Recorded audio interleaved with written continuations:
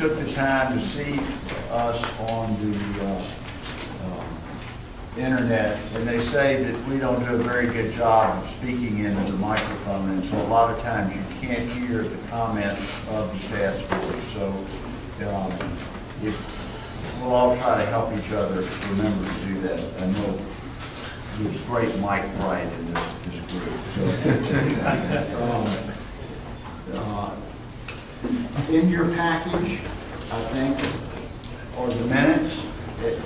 I have reviewed them. Are there, if you have reviewed them, are there additions or corrections, or can we assume that they're acceptable? Okay, we'll do that. I'll make a comment. I found the minutes to be somewhat inadequate. When I read them in terms of what was actually said, and I'd sort of like to think that we should get a little more detail about presentations and what the content of the presentation is. I think that's a fair comment. They were pretty brief this time. Becky, can we do that, get a little more meat on the minutes? Sure. And just remember that you can always go on the website and everything is there, all the audio and the video from all the meetings. Quentin doesn't know how to do that. I'm just. I'll figure it out. Okay. This meeting and the next meeting in October, I want to thank Quentin White and Lisa Lyman for putting together to really go through some of the environmental issues that are involved in the Port Harbor deepening, and they have put together the speakers for the two meetings, obviously today and in November. Lisa has asked me if she could also use the November meeting to bring on some people that would discuss the mitigation issues. I think that's an important issue. I know that there are a couple of other things that we need to cover. One, of course, is the railroad's connection, and we haven't talked about that. That's an important part, and I think we should have that. I think the chamber may want to come back and Lisa, do you think if we could have a 3-hour meeting in November, if that's okay with you all, and you would have the first 2 hours, was that? That would be fantastic. Be I think, enough on yes, sir. the mitigation? Yes, sir, that would be fantastic. Does that suit you guys? Quentin, does that work?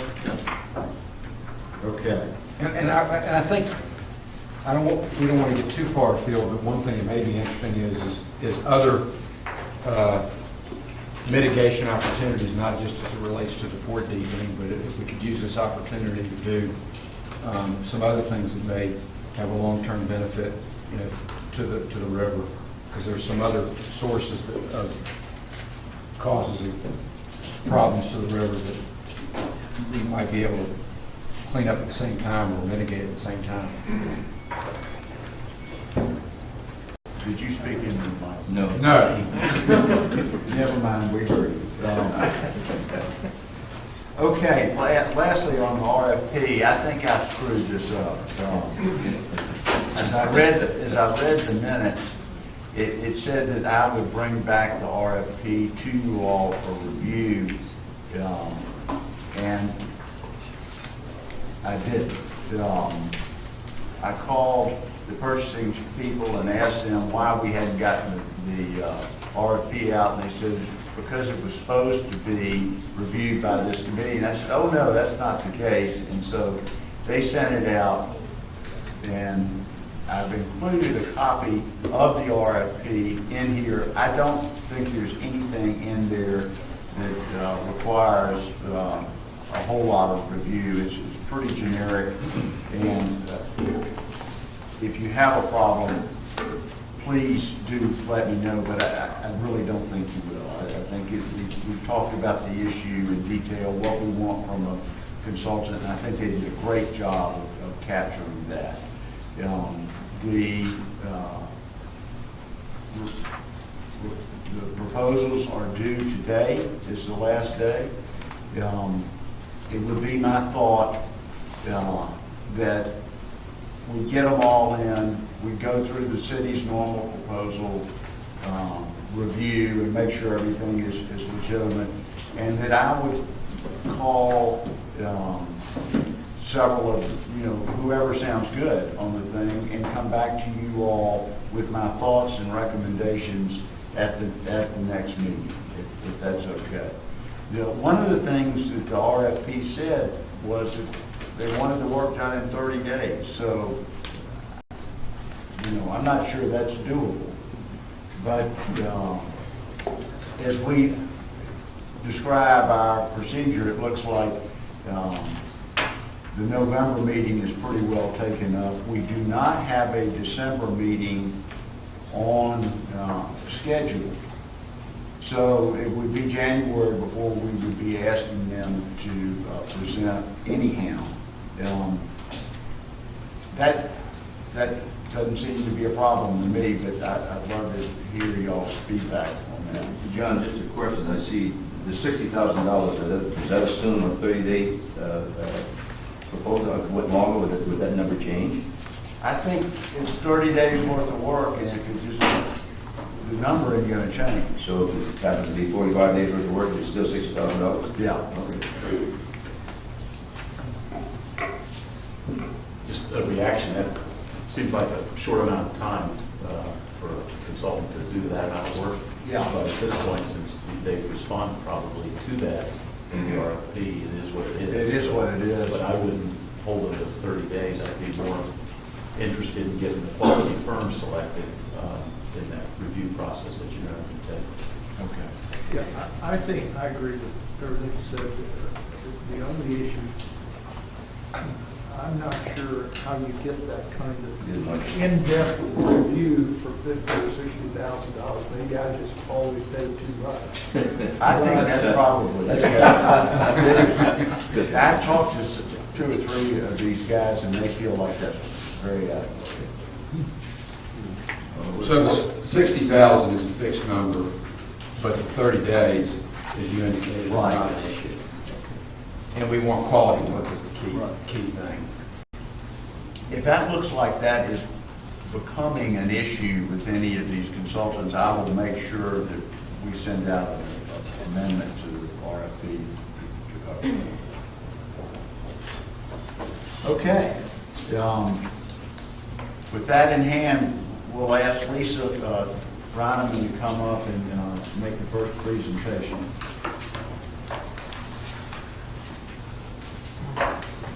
Good morning. Good morning. Very good to be here. Good to see you all, and thank you so much for this opportunity to really present some of our concerns regarding the deep dredging of the St. Johns River. As most of you know, that we are on a mission to save the St. Johns. That is why the St. Johns River Keeper exists. We are very fortunate in Duval County that the river literally runs through us. It sets up our culture and makeup. It's the reason why we are here. And so that's why the St. Johns River Keeper was created 15 years ago.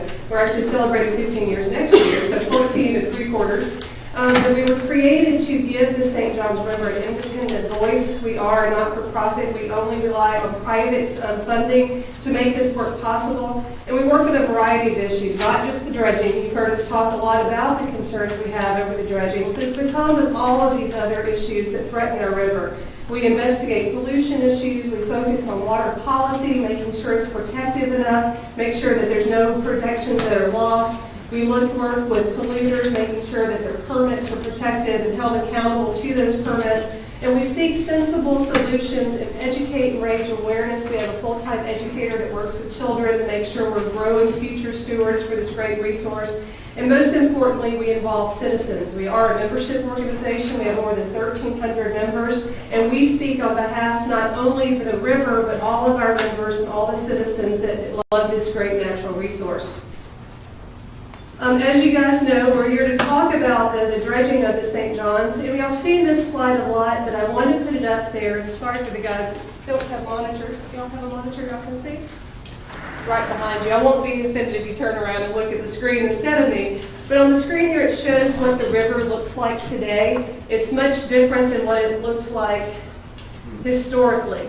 In fact, we have straightened this river, we've deepened it, we've widened it, we've changed it dramatically, and unfortunately those changes, including filling in acres and acres of wetlands, has had a history of unintended consequences. This is a close-up of what the mouth of the river originally looked like. It was originally had protective sandbars. Those sandbars shifted and made navigating the St. Johns River extremely difficult. And so these sandbars were moved along with the deepening, the widening, the straightening to make the navigation better. But unfortunately, it's done over 100 years worth of damage to the St. Johns River, including pushing that salinity wedge farther and farther upstream. It's increased the range, it's increased the level of salinity.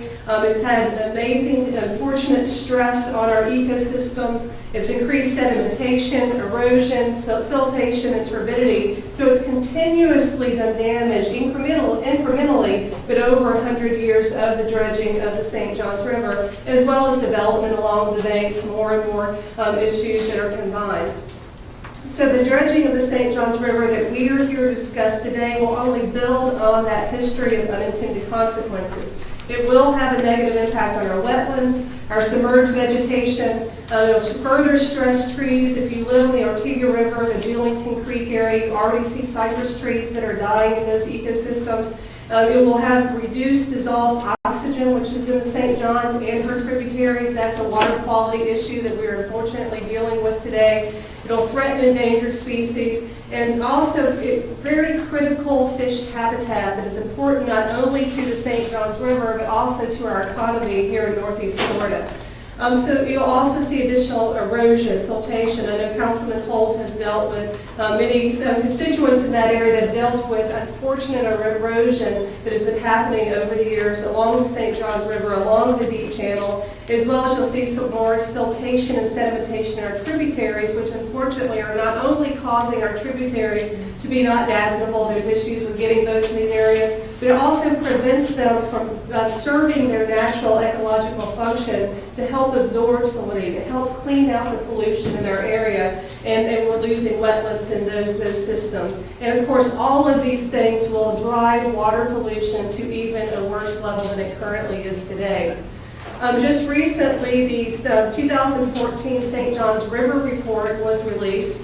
And unfortunately, we are failing in the water quality area in the lower basin of the St. Johns River. The salinity section was just added, but they added that section because salinity is increasing. It's causing and wreaking more havoc on our ecosystem here in the St. Johns. Fecal coliform our tributaries are impaired. Turbidity, that's one high note. It's actually looking a little better. It's improving. So we're very concerned about the activity of dredging, how it could reverse that trend. But as you'll see in dissolved oxygen, algae blooms, and nutrients, it's unsatisfactory. Our river's impaired. We're having major water quality issues. Good news is we've invested lots of dollars, lots of state funding, local funding, water management district funding in trying to remove and reverse these trends. And in some cases, we see a little bit of improvement, but we're still not there. The system is impaired. And if we reverse these trends, not only are we continuing to damage the St. Johns River, we're also undermining investment of public dollars that are going in to fix this leaking system.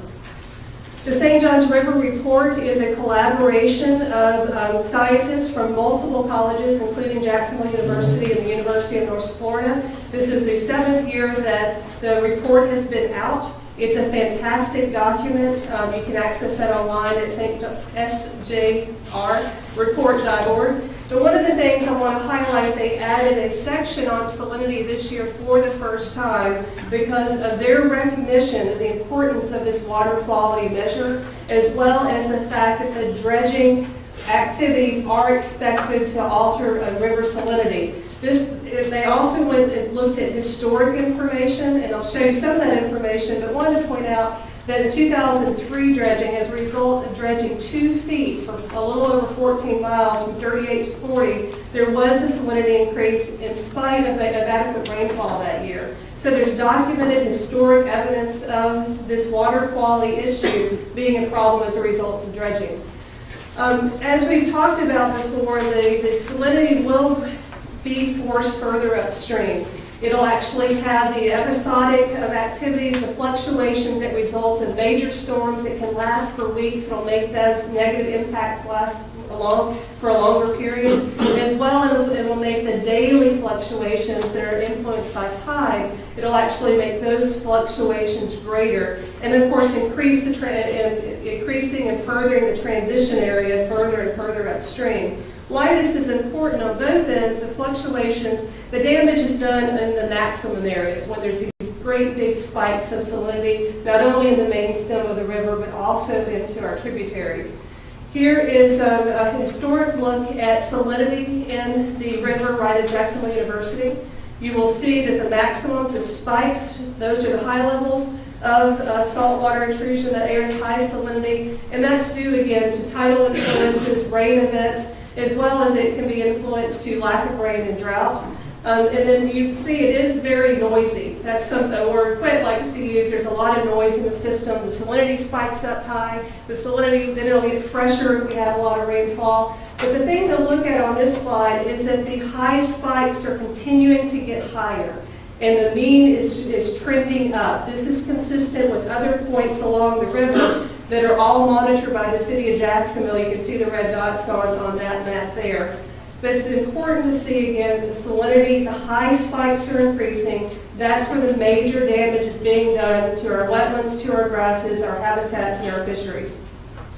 In fact, the Water Management District, in their comments to the Army Corps of Engineers through this long process we've all been participating in, is that the deeping will actually accelerate the impact of sea level rise of increasing salinity, and is something that we as protectors of not only the river and the public dollar need to get our head around as we move forward. Tidal forcing is another issue that is identified as a concern in the report by the scientists that put it together. Right now, about 5 billion gallons of fresh water flows through downtown Jacksonville on a daily basis. That's an average number, of course. But that is met by 15 billion gallons of salt water. And so as you deepen the canal, you deepen the riverbed, you're actually going to get more and more force, allow that salt water to have more force to push more and more salt water upstream. And again, that's when you're going to see us losing that important vegetation that's important to this ecosystem. The areas of greatest impact will be the hardwood swamps. Again, the submerged trees, the areas, the freshwater wetlands, the transitional vegetation, as well as the submerged aquatic vegetation, the SUVs, those submerged grasses that are important that Robin Lewis will be speaking about in more a little bit later today. One of EPA's concerns that we shared with them through this process is that our fisheries and our marine life, they actually rely on different salinity levels, different type of ecosystems throughout their life cycle. And so there's different values to saltwater wetlands and freshwater wetlands, so it's not an even trade-off. There has to be a balanced approach to having your freshwater systems and your marine estuarine systems. Dissolved oxygen is another issue. It's another water quality feature that we're seeing major concerns in our tributaries, as well as in our main stem of the St. Johns. And when you have more salt, that actually lowers the oxygen that's available for these grasses, for the vegetation, and for wildlife, which is a negative trend. So we are very concerned about the health of the river, not only as far as human recreation, but also for our endangered species and the critical fish habitat. Our fish, there's a huge recreational and commercial value to these fisheries. They are impacted by increasing salinity. They're all important to the ecosystem. There's a food chain that's in place. If you lose these guys on the bottom, it's going to have a negative impact to the fisheries that both have a recreational and commercial value. And a majority of them, they require both the coastal circumstances in their lifespan, as well as the freshwater ecosystems. A good example is the blue crab. Hopefully everyone's enjoyed wonderful St. John's River blue crab. In 2013, they were the largest commercial harvest in all of the 5-county area, accounted for 87% of the commercial take. Almost 600,000 pounds of blue crab were brought in, and as part of this industry. And for successful crab reproduction, the female crabs, they actually take the fertilized eggs, they migrate to the mouth of the river, and those eggs are released and they actually ride the tides out in the Atlantic Ocean. And it's a beautiful process of them coming back into the system, and they actually search for those submerged grasses, those grasses that are so important and rely on fresh water. Those are the nurseries. And so there's a major concern of what will happen if those nurseries are lost, if they're further and further away from where the fertilized eggs go out to the ocean, and the impact of what it will have on blue crab. The Army Corps does not understand what the impact of this major industry, what it will be. One of the things they recommended is monitoring. We're very concerned about the lack of monitoring and triggers to undo the damage that could be done to the river or to this industry. But we thank you guys for allowing us to come back and talk more about the monitoring plan and mitigation at the November meeting. Water pollution, as we mentioned, it will also be increased by salinity. We talked about dissolved oxygen. We talked about the loss of grasses and other things. But it will also increase sedimentation in our estuary and the tributaries. And that will require more dredging, more maintenance. If you've ever seen the damage done in Mill Cove, Arlington River, and other tributaries due to past dredging, you'll understand that that's something that is ongoing. In fact, there is a dredging plan for the Arlington River this winter. But all of that could cause a shift to more toxic algae. We've had a lot of green toxic algae in the St. Johns River. That relies on fresh water, so some folks say, well, this is good. You'll have more salt water, and that'll push the green algae further and further upriver. But what happens is that makes us exposed to potential red tide in the St. Johns River, as well as brown algae, which has been the driver in the collapse of the ecosystem in Indian River Lagoon. It's had more than 100 manatees died from the brown algae, as well as hundreds of dolphins. So algae will be a problem. It may be a different color, but it does not make it less toxic. What's the cause of the algae issue? The algae is actually from nutrient pollution, so it's not caused by the salinity increase, but it's exacerbated from the having loss of your water quality filters that are our wetlands and our grasses, as well as the salinity perfect conditions. There's lots of conditions, but we're still vulnerable to it, whether we're salty or not. It's still a problem, and the dredging will make it more of a problem due to the loss of our water quality filters. I would assume, Quentin and Lisa, that at the November meeting, if we could address the source of the algae issue, is there a way to mitigate that prior to whether there's deepening or not? It seems like this should be a priority for the community. In the original mitigation plan, the $80 million mitigation plan that the Corps had that they cut, there were some nutrient pollution reduction projects. The challenge was they were paying for existing regulatory mandates. They weren't new net benefits to the problem. So there are opportunities. But that's a discussion that we need more time. And again, thank you guys for making that happen. And I just did want to mention again, for the sake, in case we didn't have additional time at the next couple of meetings, to really that we're not the only organization, along with our colleagues, that are concerned about the lack of mitigation. NOAA, the Essential Fish Habitat group, they have voiced their concern on numerous occasions. They have not been satisfied that there is enough mitigation in the proposal as it currently stands today. And actually go further and talk about, right now the only mitigation that is in the Army Corps' recommendation is to conserve some existing wetlands. Those conservation lands have not been identified yet, so it's hard to speak to their value. But what they're preserving is an existing ecological feature. They're preserving existing wetlands. So they're not offsetting the damage that will be done. They're just protecting the status quo. And so we're asking to go further to truly offset the damage, and we'll discuss that at a future date. Lisa, what Yes, is SAB? SAB is the submerged aquatic vegetation. Those are the grasses that provide habitat. sorry, a lot of acronyms. And again, this is something we've been working on, as a case study, as you're looking at all these studies, looking at all these models. However, you don't have to go very far to show a Army Corps dredging project that has gone extremely wrong. Just in August of this year, the Biscayne Bay project, the Miami Deep dredging, has hit a major hurdle. The Army Corps, throughout the process that we are in right now, the Army Corps committed to the community that damage to the coral reefs would not happen. Unfortunately, that damage has happened. In fact, DEP says that the entire bottom of Biscayne Bay in this footprint is turned into a moonscape.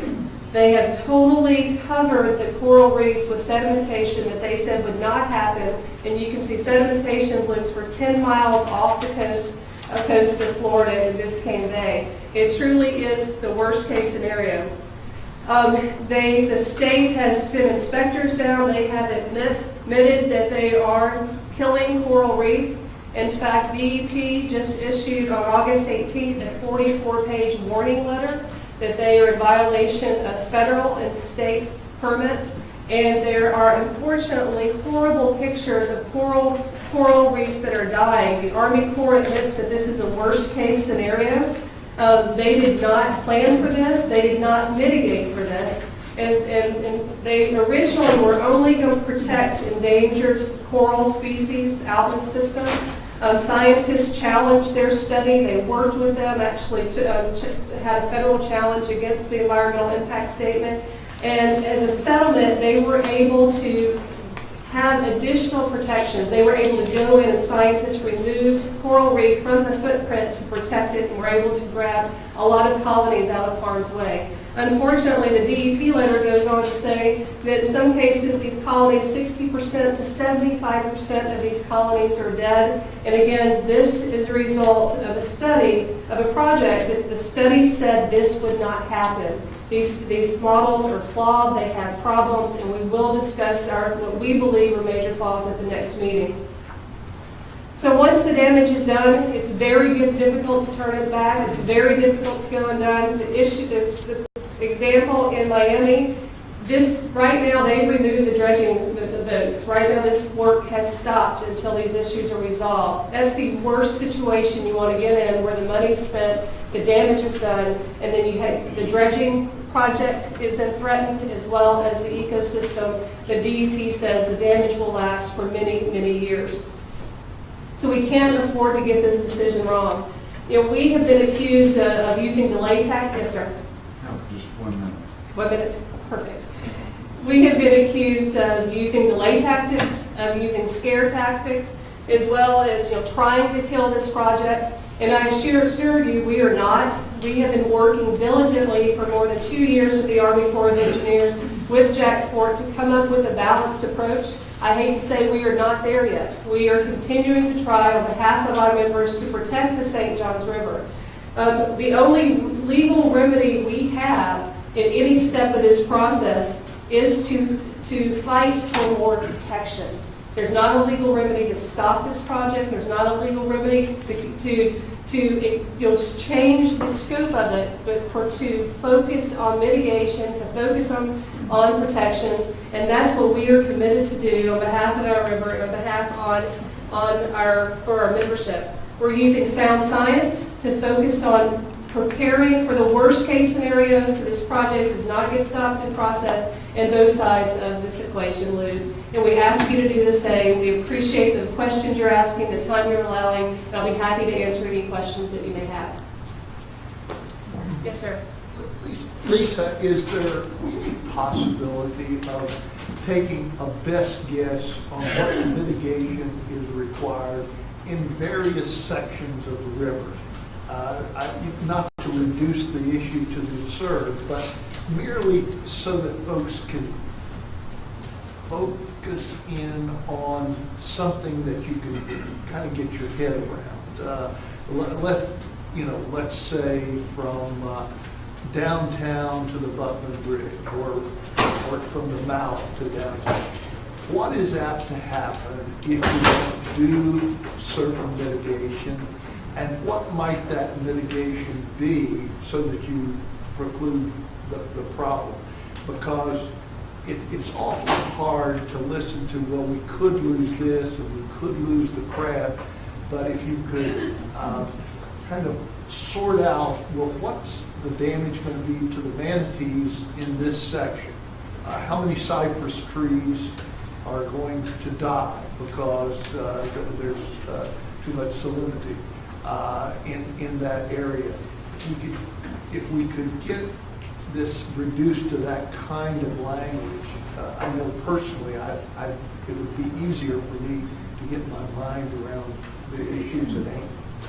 But that's a very good recommendation. You know, we can very simply say that the brunt of the impact will be from downtown Jacksonville to the Black Creek area. You're going to see major impacts, loss of what wetlands are left. There are a lot of grasses and wetlands that have been lost, but as well as the submerged vegetation, or trees, the swamp areas.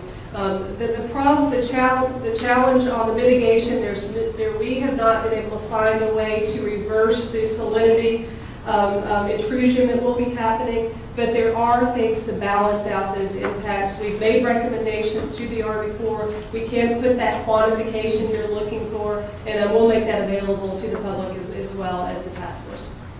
And some of that will be covered in the November meeting, I would assume, from... Yes, sir. Thank you. Councilman. First of all, you're going to have to educate me. What is turbidity?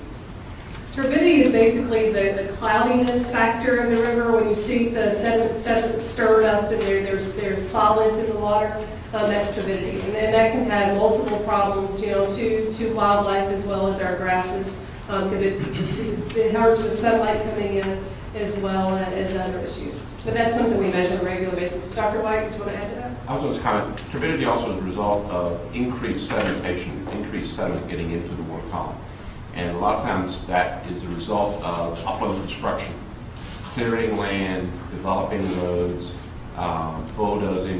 You've probably observed the situation where Heavy rains. you clear something and then boom, it rains and suddenly there's all this mud washing off the site. But that suspended material, particularly the fine material, the clays and the silts, stay suspended in the water column and cause a lot of potential damage.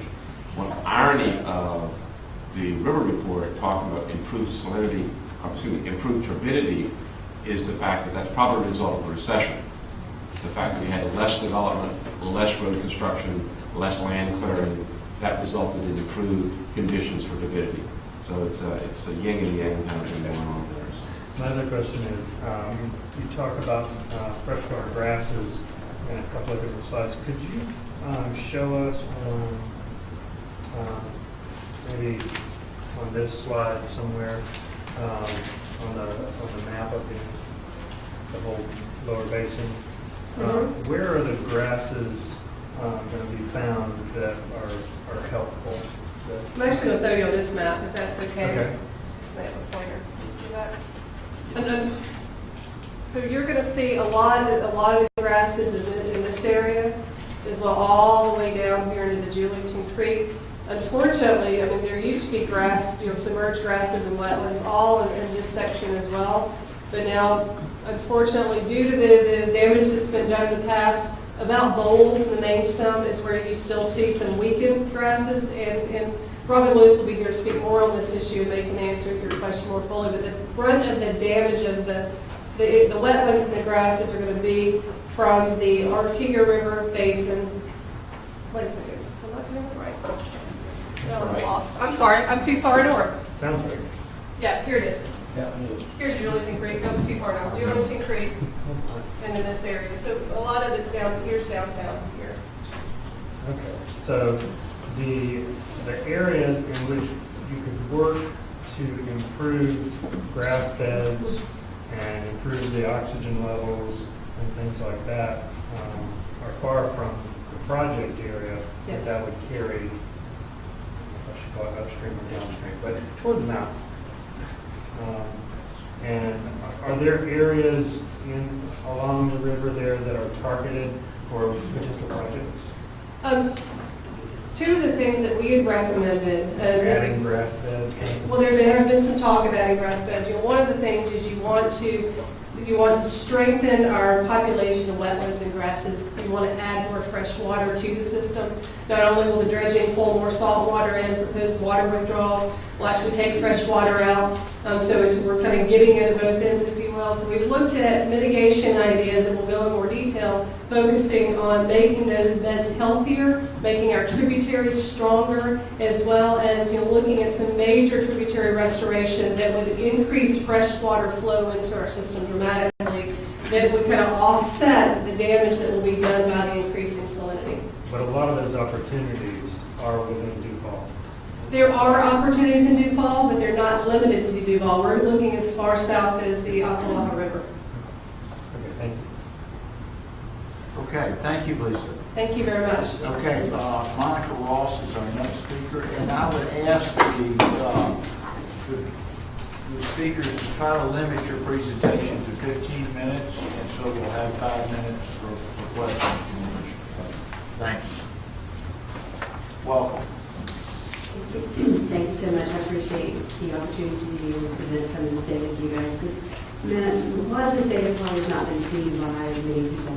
I work for an organization called Cedar Shore Alliance. We are a nonprofit organization. We are research-based. We're not an advocacy group.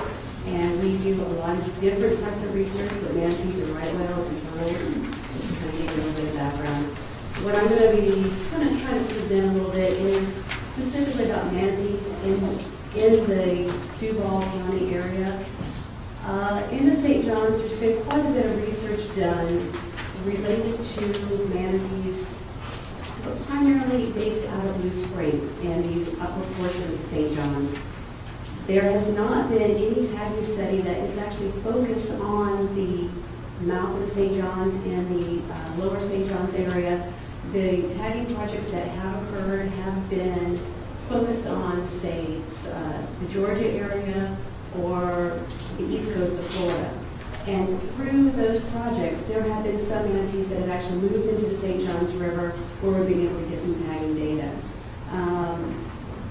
Quentin White and his group have done quite an extensive amount of area survey work that gives you an idea of where manatees have been in the area. And so aerial surveys are really good data, but it is instantaneous in time. It's not really showing how manatees are using the specific habitat throughout day and night activity. Telemetry data offers us that opportunity. In the beginning for the telemetry projects, it was very what we call VHF data or satellite data. It was not real fine-tuned. The recent data we've been able to get since 2002, the invention of the GPS tag, has allowed us to actually get much more fine-scale information on how these animals are moving. For instance, our GPS data is set that every 15 minutes we'll take a GPS location. As long as the tag is at the surface of the water, there is no technology to be able to actually get locations once the tag submerges. So to just kind of give you an idea of how accurate our information is, it's within a 25-meter accuracy. So from these telemetry data, we're able to actually get a little bit more information specifically based on seasonal distribution, fine-scale habitat use, behavior of what these animals are feeding on, where they're going, reproductive rates, where they're actually finding for refuge, areas to sleep, and their winter migrations, and where they're selecting more water. So what I'm going to kind of focus on is more of the seasonal movements and a little bit more fine scale. Again, just trying to stay within this area, but I will have to kind of venture a little bit throughout the entire state because manatees do not just stay in people's backyards like many people think. Manatees will have a seasonal range of over 250 miles. And that, if you think about it, that's a long area. Some animals will stay in the 50-mile area, but many animals will just take off and go. The site fidelity of winter use, we are finding that is very high. In other words, the animals are going to go back to a warmer site in the winter that they usually use from year to year to year. They will change based on some environmental changes. They are adaptable, and they do learn from their friends. So that is the nice part about manatees is they can adapt to what we are creating for them. From the GPS data, we have been able to get some really good ideas on travel corridors, water travel corridors. Well, those are places where animals are going to use again and again and again to get to food locations freshwater sites, their refuge, the winter, as well as sites they need for resting. These opportunities for interactions are also in these travel corridors. I have literally seen animals numerous times just sitting in one spot, doing absolutely nothing. As soon as another manatee comes by, then they take off and go. So it's a meeting spot. What we do find from the GPS data, which we did find from a lot of our other telemetry data, is manatees do like to travel close to shore, usually around that 5-foot contour line, 5 to 6 foot contour line. And they will actually, if something approaches them, they will go into deeper water. That is one of the nice things, again, that manatees do here. Some people say they don't, but yes, they do. And the one thing that is very interesting is from these GPS data, we're able to actually tell that manatees will take the shortest route when possible. And a lot of people think it just left the shoreline, but if there is a shortcut between a river system, they will go straight across. So just keep that in mind. Now, some of the environmental changes that have been happening in the state of Florida, I'm sure you guys, Lisa actually brought it up, is in Brevard County. There was a huge seagrass die-off down there. And in Brevard County, that is one of the largest wintering spots for manatees. There were 2 power plants that were down there. One was decommissioned. One has recently been repowered from coal to gas, as well as down in Riviera Beach. There's another power plant that was just repowered from coal to gas, and then another one down in Lauderdale. So as I was mentioning that manatees are site fidelity to winter sites, to specific winter sites, these changes in these power plants, even though there was a large effort to try and maintain specific warm water, these animals did notice it, and they did start using other sites to try and acclimate for winter. And I keep bringing up winter, so let me give you a little bit of background here. Manatees, if the temperature is below 68 degrees Fahrenheit, they will start to get what is known as a thermoregulatory issue, cold stress syndrome. So they have to find warm waters to survive. That is the key essence, that's a limiting factor for these animals. So once the river temperatures get to a certain level, they will start migrating to find warm water. And that's all individual based on reproduction rate as well as the size of the animal. So the changes in the food source in Indian River area and the repowering and changing of the power plants has caused a little bit of shift we're seeing in the general population of manatees on the East Coast. Giving you a couple maps here. Now these are animals that have specifically come into the St. Johns River from different areas. And I wanted to try and focus a little bit here so you can kind of get an idea. Okay. In this area here is where the Brevard power plants have been. And I didn't go further south of Lauderdale. I think we all know where that is. That's one of the other power plants that's currently in a restructuring mode. So here is one of the areas for warm water. In the St. Johns, we're lucky enough to have a couple of freshwater sites that are natural springs. We have in Blue Spring is the biggest area where manatees will go in the St. Johns. About 400 animals will winter there.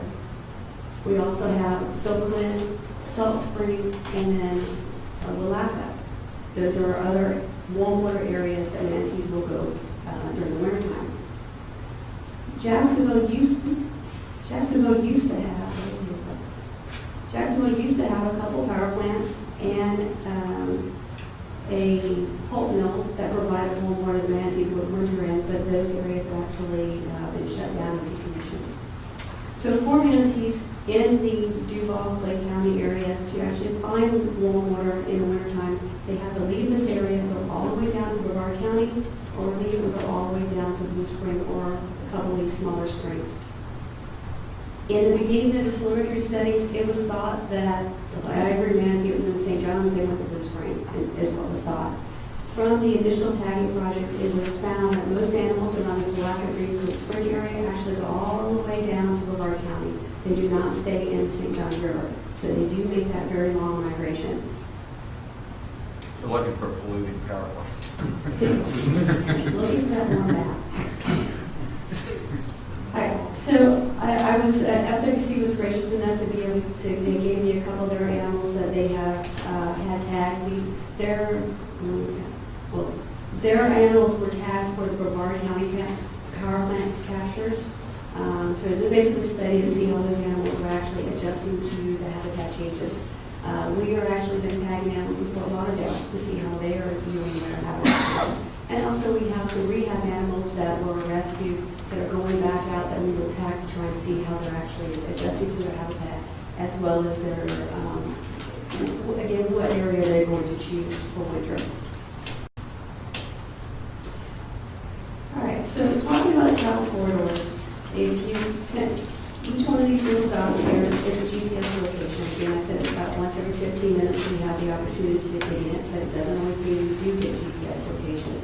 Because if the animal is traveling, that tag is going to be on the water. Keep in mind, manatee can travel about 2 miles per hour when they set their mind to it.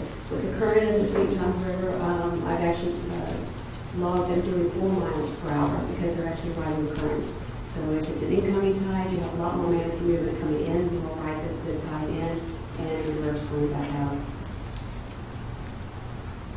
So this is, I'm just showing you a map here of April to October. Wintertime, we technically consider December through February, but you have we all know winter comes early, winter leaves early, fall comes early. We have changed, so March and November is our transitions month, so we really don't know what the animals are going to do for those months because it's really based on the temperature. But what I wanted to try and show here is you can see how close these animals are actually traveling to shore. Again, that validates what we've seen in past telemetry data, but this gives you a much finer scale. And this area right here is a definitive travel corridor because almost every single animal used that same spot. Now, once you get further up into the river, you can kind of see there's a lot of these little dots that are going across the river, and that's because the animals are crossing the river. They're not staying close to shore. They're deciding where they want to go. What's kind of interesting, what I did not get into here is further down, as you can see here, here's very wide areas of the river the animals are crossing. So I just want to kind of show manatees are using a lot of habitat, and not just in St. John's, they're up a lot of these tributaries. So you may not think they're here, but they have a little hiding spots for sure. So the northern boundary for manatees in wintertime really is Jacksonville. North of here, they do not survive. Like I said, there's a lot of warmer areas that have no longer available. We start to see migration to the winter sites through September and October.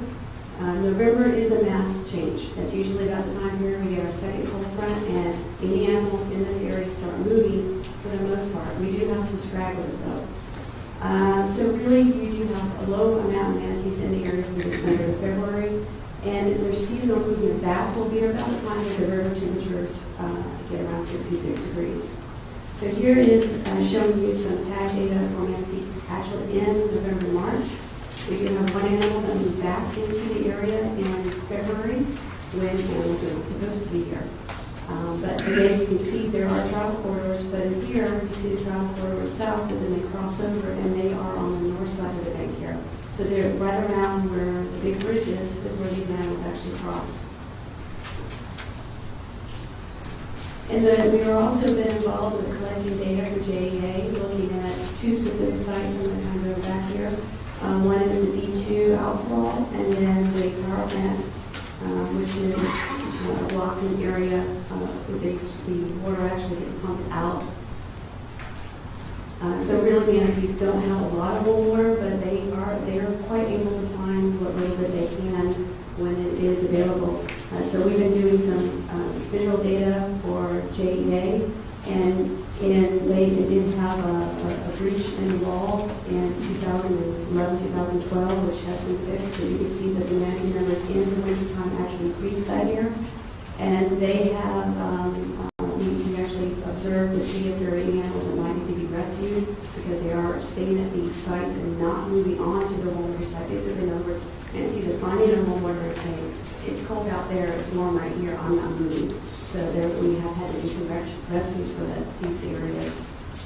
And you can see that there are manatees still in the area in wintertime, even though a lot of people think they're not. Just want to really push the fact that they are here and they are moving around in the primary area where the dredging will be taking place.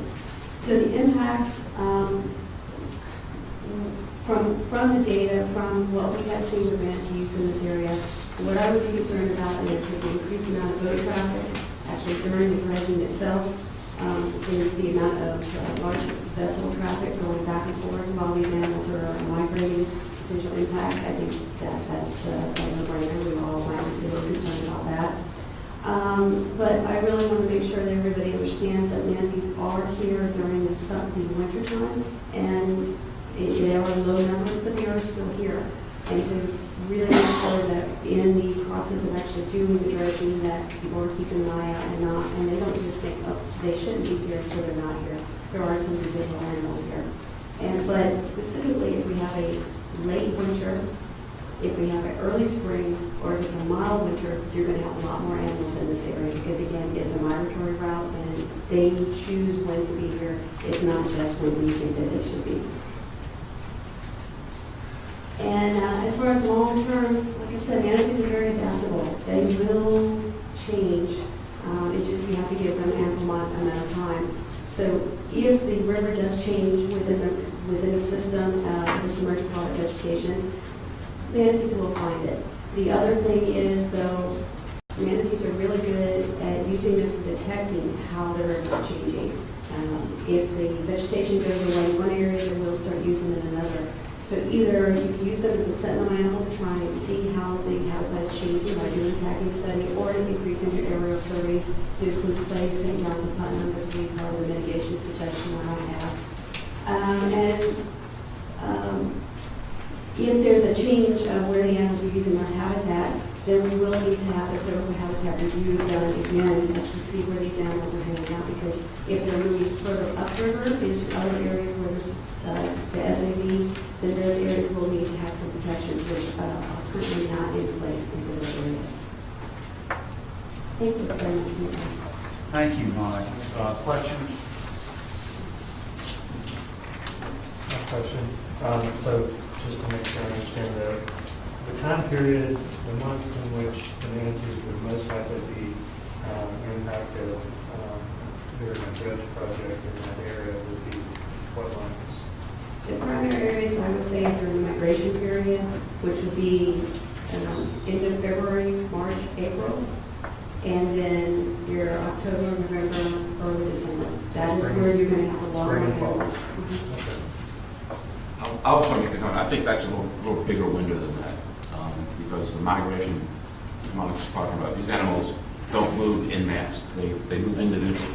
And so we can find movement all the time. So that spring migration period, March to even May, and then fall migration can start as early as August and go until November, December. So it really is a pretty wide window in there. It's based on individual animals and what their preferences are. They pick up on environmental changes that we have no idea. I pretty much, if I get a call that there's an animal that's one particular strain, it's usually about 3 weeks before I first real home front. So I kind of have an idea when to start prepping my lawn way before most people do, because manatees give me an idea. But the animals are still going to be moving through their area. Just because they've migrated into the river doesn't mean they stay. Some of the telemetry data I showed you, those were animals moving back and forth in May, August, September. And we've got one particular animal that literally every 2 months he goes from Daytona Beach to Aspen, back and forth. Why? I don't know, but he does. I mean, that is about an 80 to 100 mile range. He just keeps going back and forth. So Monica, the dangers are the ship traffic and blasting during construction, are those the main? The direct impact to manatees, that's what I would say it would be. Long term, they're going to be a change of habitat where their vegetation is going to be.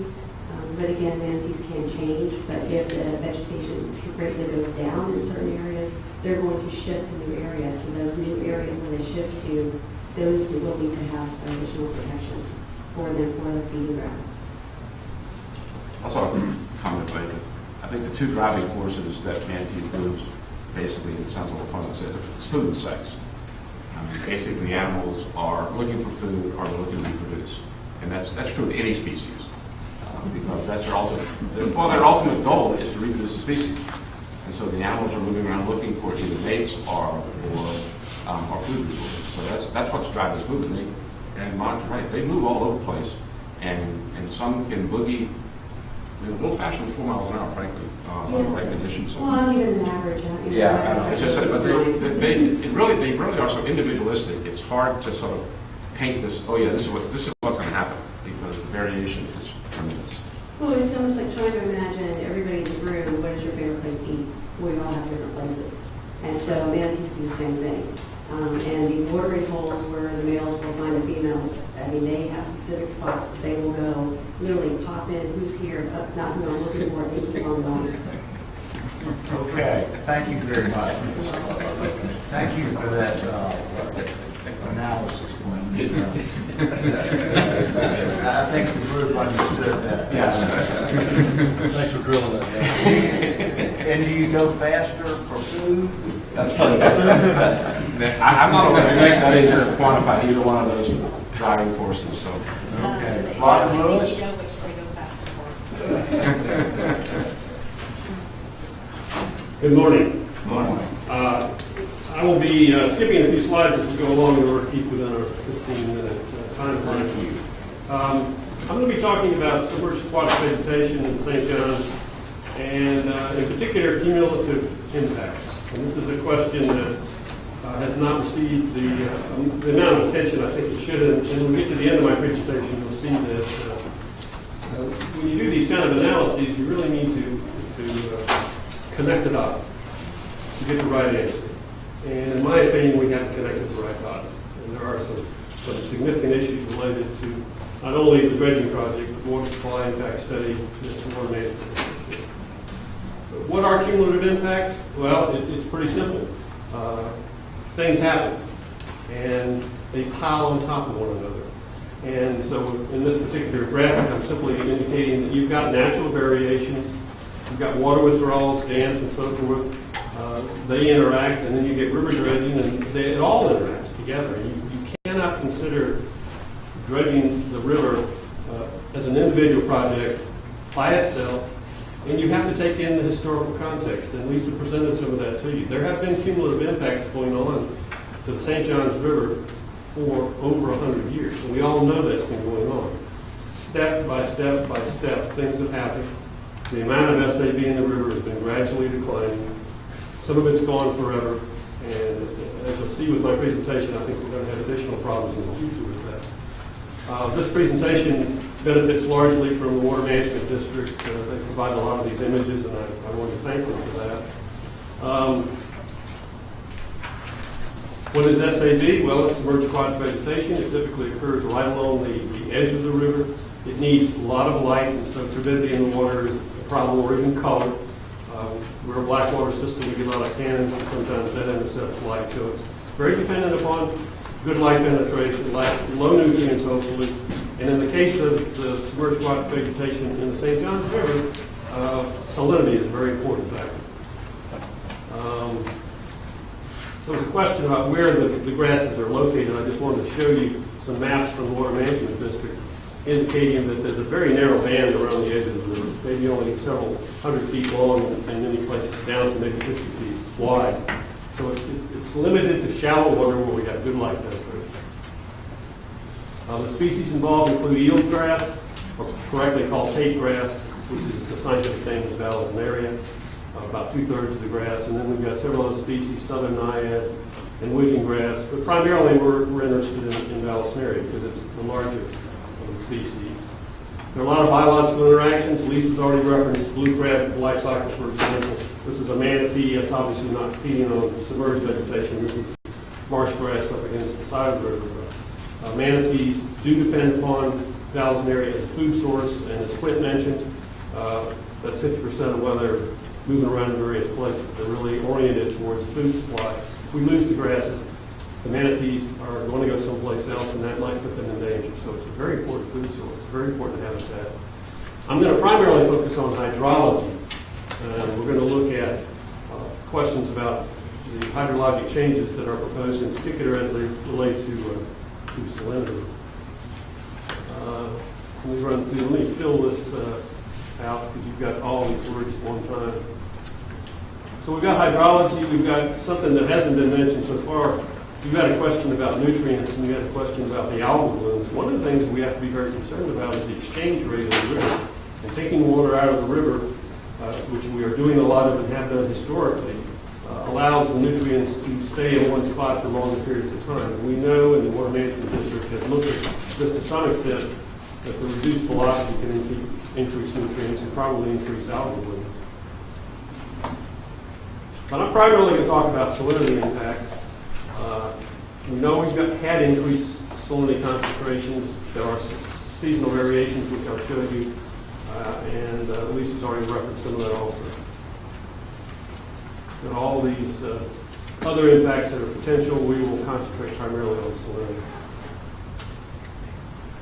So I circled that here in this conceptual model. You can see that there's a lot of interactions, a lot of things control where seagrasses or submerged aquatic vegetation occurs and where it does not.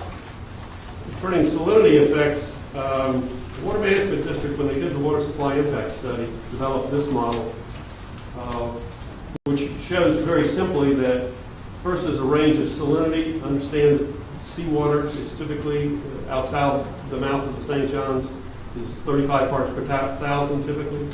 And so we've got salinities here from 25 down to 3. So that's lower salinities, more fresh water mixing with salt water. And in terms of salinity impacts, it's a matter of the salinity itself and the time of exposure.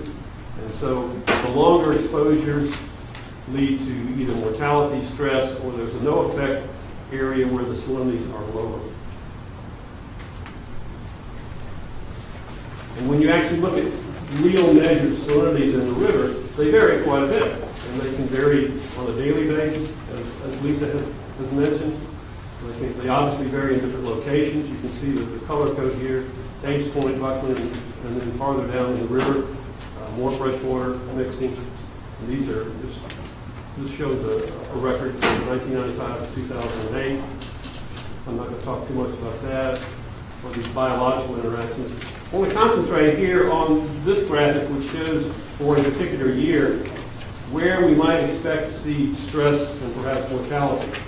And as you might expect, the higher salinities are going to be located in the northern part of the river, closer to the ocean. And those salinities, in fact, have killed SAB in the river, and that's been documented. It varies from year to year. This is a period when we had more fresh water. Here's a period, this is more fresh water, this is less fresh water. So you can see that salinity zone, that red zone, which is the impact zone, 2002 extended in some portions of the year all the way to Greenfield Springs. In a rainy year, it does not. But the problem is that these submerged aquatic vegetation plants themselves can disappear and they can come back, and they can disappear and they can come back. But the studies that have been done primarily by Jennifer Sagan for the Water Management District indicate that there are locations where they've disappeared and they have not come back. That's the scary part. That's already happened. That's happened in the last decade, and it's happened without river dredging, major river dredging, some minor that Lisa mentioned. It's happened without a lot of withdrawals that are proposed by the Water Management District. It's already, that's my point. It has already started to happen. Why has it happened? Well, I'm going to answer that question in a few minutes. But basically, it's because the river is getting saltier. You remember that curve that Lisa showed you that showed a very gradual increase in the salinity? And it's happening because we are blocking freshwater flows, and we have diverted freshwater flows into the river, and we are proposing to increase withdrawals. But there are already impacts in the river because of freshwater withdrawals today. Significant withdrawals. Hundreds of millions of gallons are being taken, or their entry into the river has been blocked. For example, in the Ocklawaha River, and I'll show you the numbers in just a second. That's already happening. And it's going to continue to happen unless we do something about it. And one of the major mitigation options that we have referenced, and Lisa mentioned it, was this restoration of the Ocklawaha River and the flows of the Ocklawaha River. It's the major tributary for the St. Johns River. We need that fresh water to keep these salinities low enough to support the grasses. We're not doing a very good job of protecting those flows today.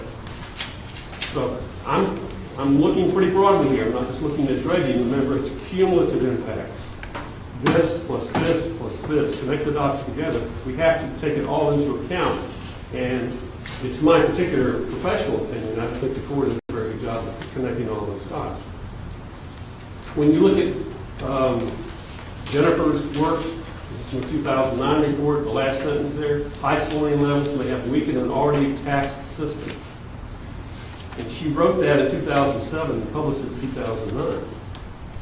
The river is in trouble today already because of salinity problems before the proposed dredging and before the water withdrawals. Again, my point.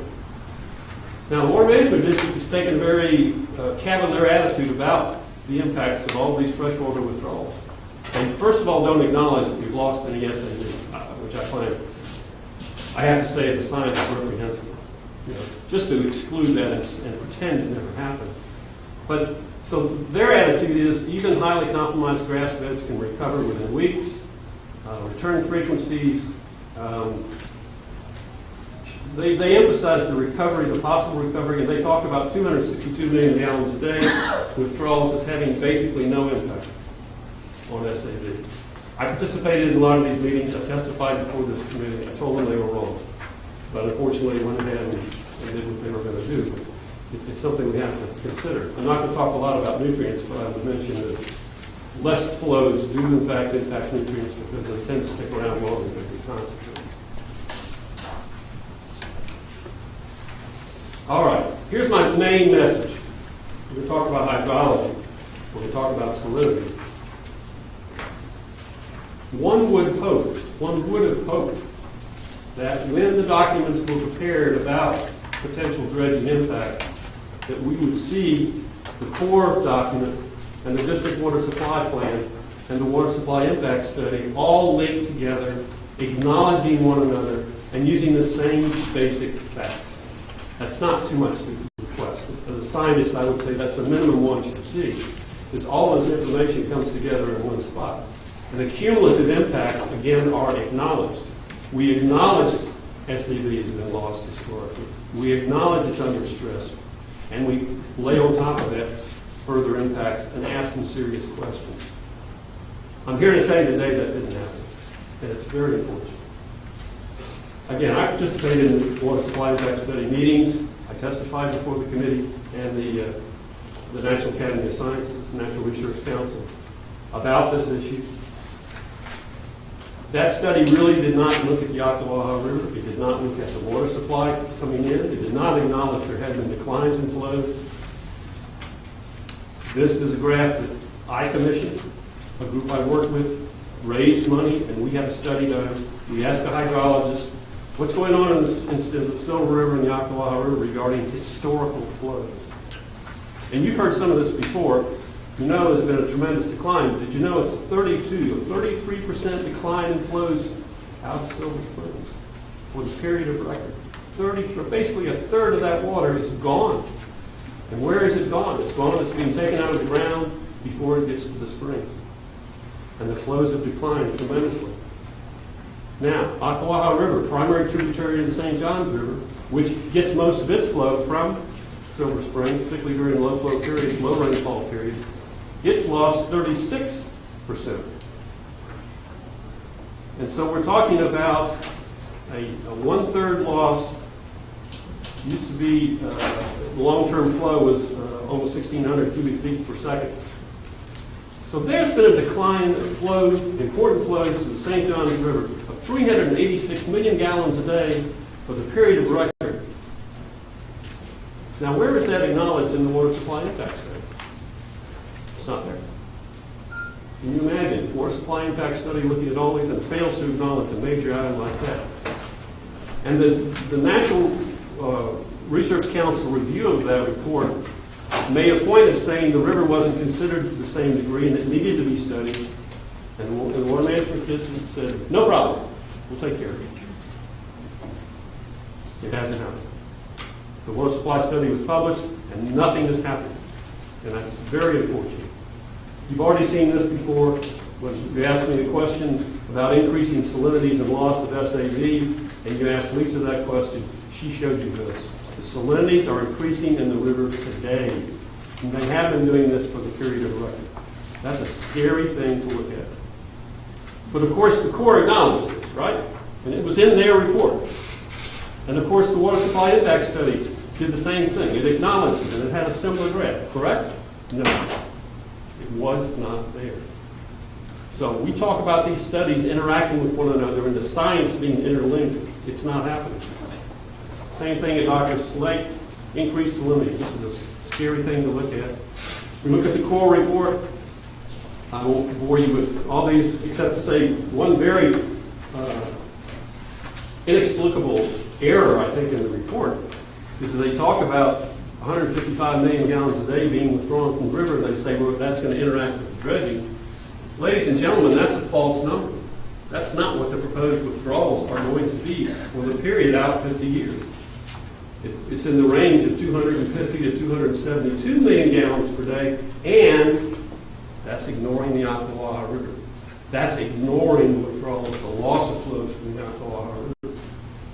So we're really talking on the neighborhood of 500, 600 million gallons a day. You said, what is understated? That 155 million gallons a day water withdrawals. Related to what? That's what the Water Management District has as one of its scenarios as a possible withdrawal of fresh water for the next 50 years out of the St. Johns River. But it's not their final number. Related to what? I'm just trying to... This is going up, this is how much water people are taking out the other end of the river to drink and... Right, okay. This has nothing to do with, although I realize it's cumulative. What you're saying is that they've underestimated That's the withdrawals. That's correct. That's correct. And maybe they have an explanation for that, but I cannot find it. And Lisa can acknowledge, she watches these numbers like I do. 155 is not the proposed number. It is not. And that 155 ignores the 300 or so. Thank you. So let's get to the end here. The district water supply plan, it's got another 86 million gallons a day out of the Ocklawaha. You take the current loss of 386, that's 472 million gallons per day of vital fresh water to support the St. Johns River. But a lot of it's gone, but it can be put back when the restoration of those flows is possible. But why should we be taking more water? And what are the impacts of that? Okay, final couple of slides. You would think all this information is interconnected. It is not. We have found that the interconnection and the data used between the reports is not accurate. It's not the same. And on top of that, the Water Management District, which had been mapping the SAV and given us numbers every year, stopped in 2007. They have no plans to resume mapping. So here we sit with no idea what's happening to the SAV in the river today. Absolutely, in my opinion, a horrible thing for them to do, and there's no explanation as to why, except for one thing. If you don't look for it, you're not going to record it being lost. So I think we've got a problem. Final slide. I think there's a disconnect between all these documents. I think the Corps has to accept some responsibility for that. My estimate is over the next 50 years, we could lose 10 to 20% of all the SAV that still remains in the river. And that would be 250 to 400 acres. That's a massive loss. And Quint can tell you what the manatees are going to do. They're not going to have a food supply. They're going to have to go someplace else. They're going to subject themselves to more boat traffic. It's not a good thing. That's a large number to project for the next 50 years. Thank you very much. Thank you. Questions? Okay, thanks very much. Michael Cullum?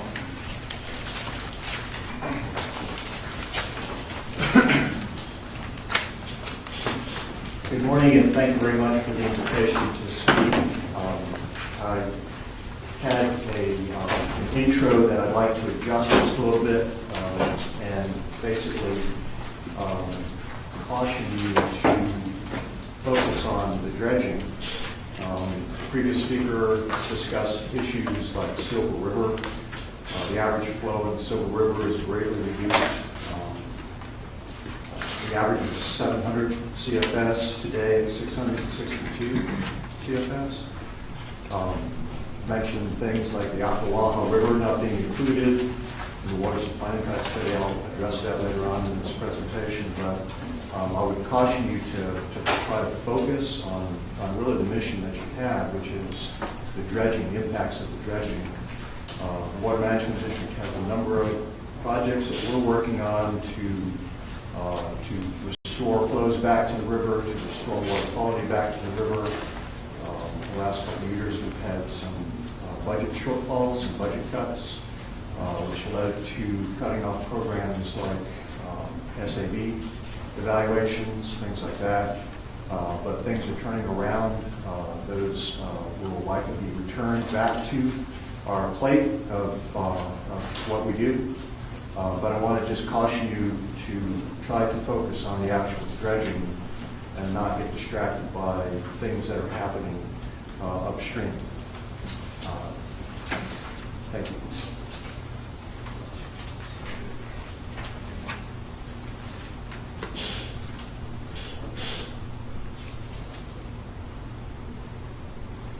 Okay.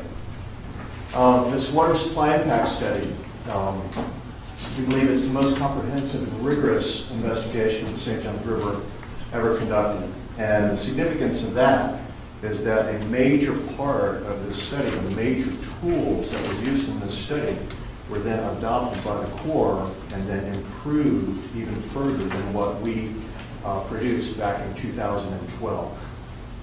So major conclusions of that study is that the St. Johns River can be used. I'm sorry to interrupt, but I'm curious, why should we only be looking at the impact of the dredging? If the river has two ends and water's coming out of both of them, and we're talking about doing one of what's the reasoning behind basically not listening to what those people have to say?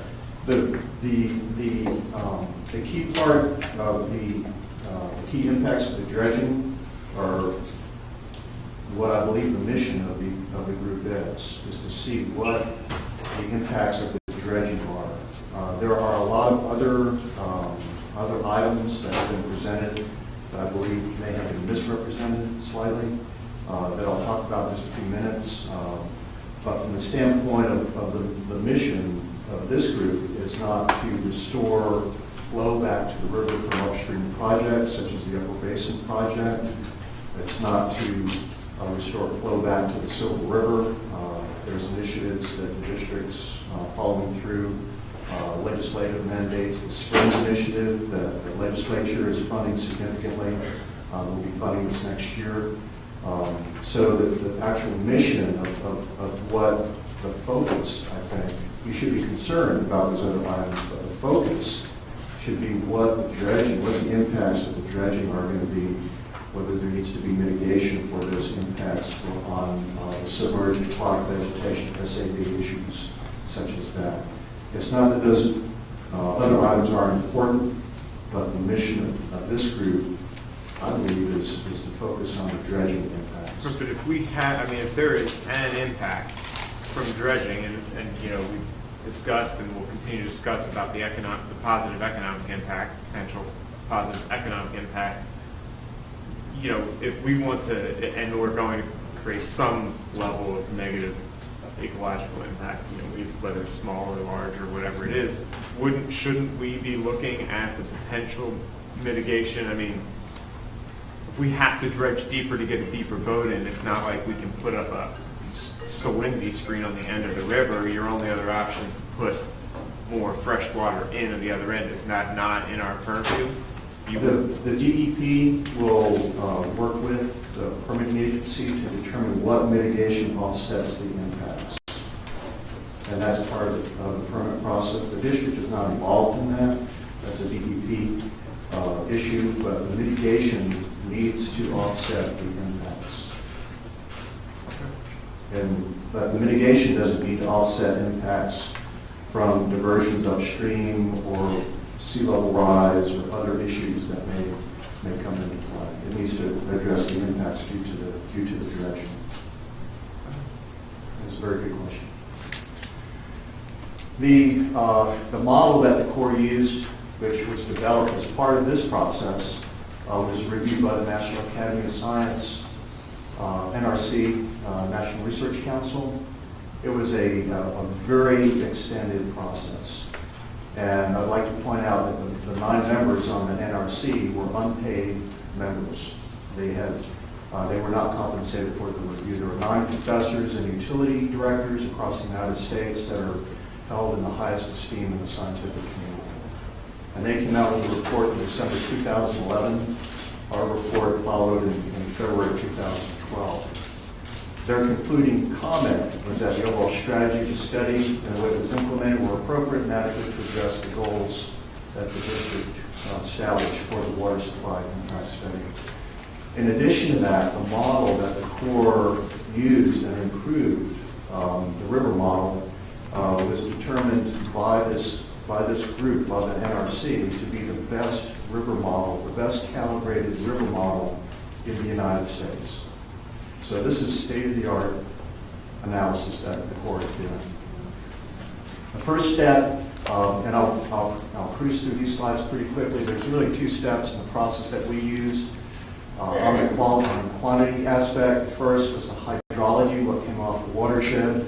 The second was the river hydrodynamic model, which predicted river flow, level, and salinity.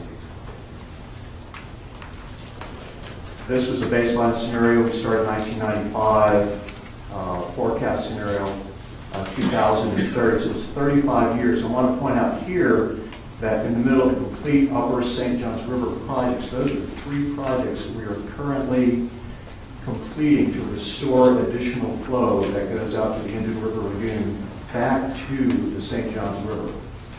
We also used a conservative sea level rise estimate for that 35 years.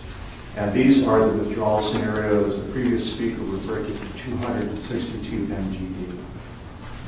And those are the 2 other smaller withdrawal proposals. This is the surface water model. A lot of different models. We use 90 different models over the watershed. This is some of the technical information that we use, land use, soils, etc. This is just the Upper Basin project, the Upper St. Johns River Basin project, and each of these watersheds is represented here in the Upper Basin project. Each of those black dots is a calibration point, which we made sure that the model was reflecting existing data. Going to the more important model, the model that the Corps used, the hydrodynamic model, it's called the EFDC, Environmental Fluid Dynamics Code. Our model included 3 withdrawals in the river and then the Ocklawaha River withdrawal. This is a plot of the hydrodynamic model. You can see it's referred to as a gridded model where you have 6 vertical, separate vertical segments and then also about 3,000 horizontal segments. And it starts on the top of the slide in Jacksonville, actually starts offshore. There's to accommodate changes in ocean levels. Sometimes we have, during the wintertime, we have much higher ocean levels than we have during the summertime. It accommodates all of that. And it goes all the way up to Lake Harney, which the St. Johns River flows north. So as you go south, you're going upstream. Lake Harney is this lake right here, and that's the terminus of this model.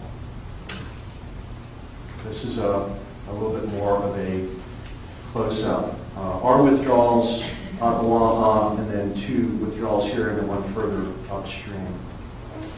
This is an important conceptual So you are considering withdrawals? Sir? You are considering withdrawals? Yes, sir. Can we confirm what you said? You ran the model with 3 different withdrawal levels. Have you guys since decided which withdrawal level you're actually going to use? That's what I intuited from what the last guy said. My very last slide is kind of punchline. Basically what that slide says is that at that, jump to back here.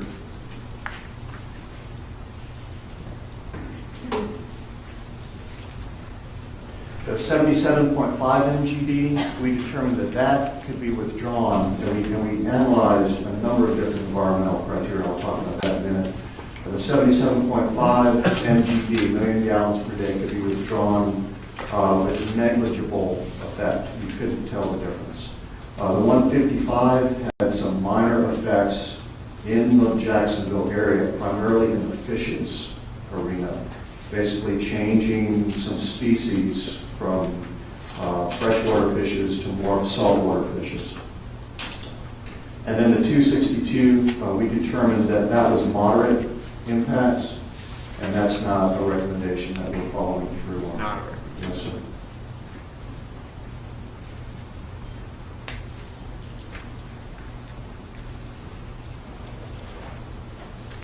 So this slide, this is an important slide.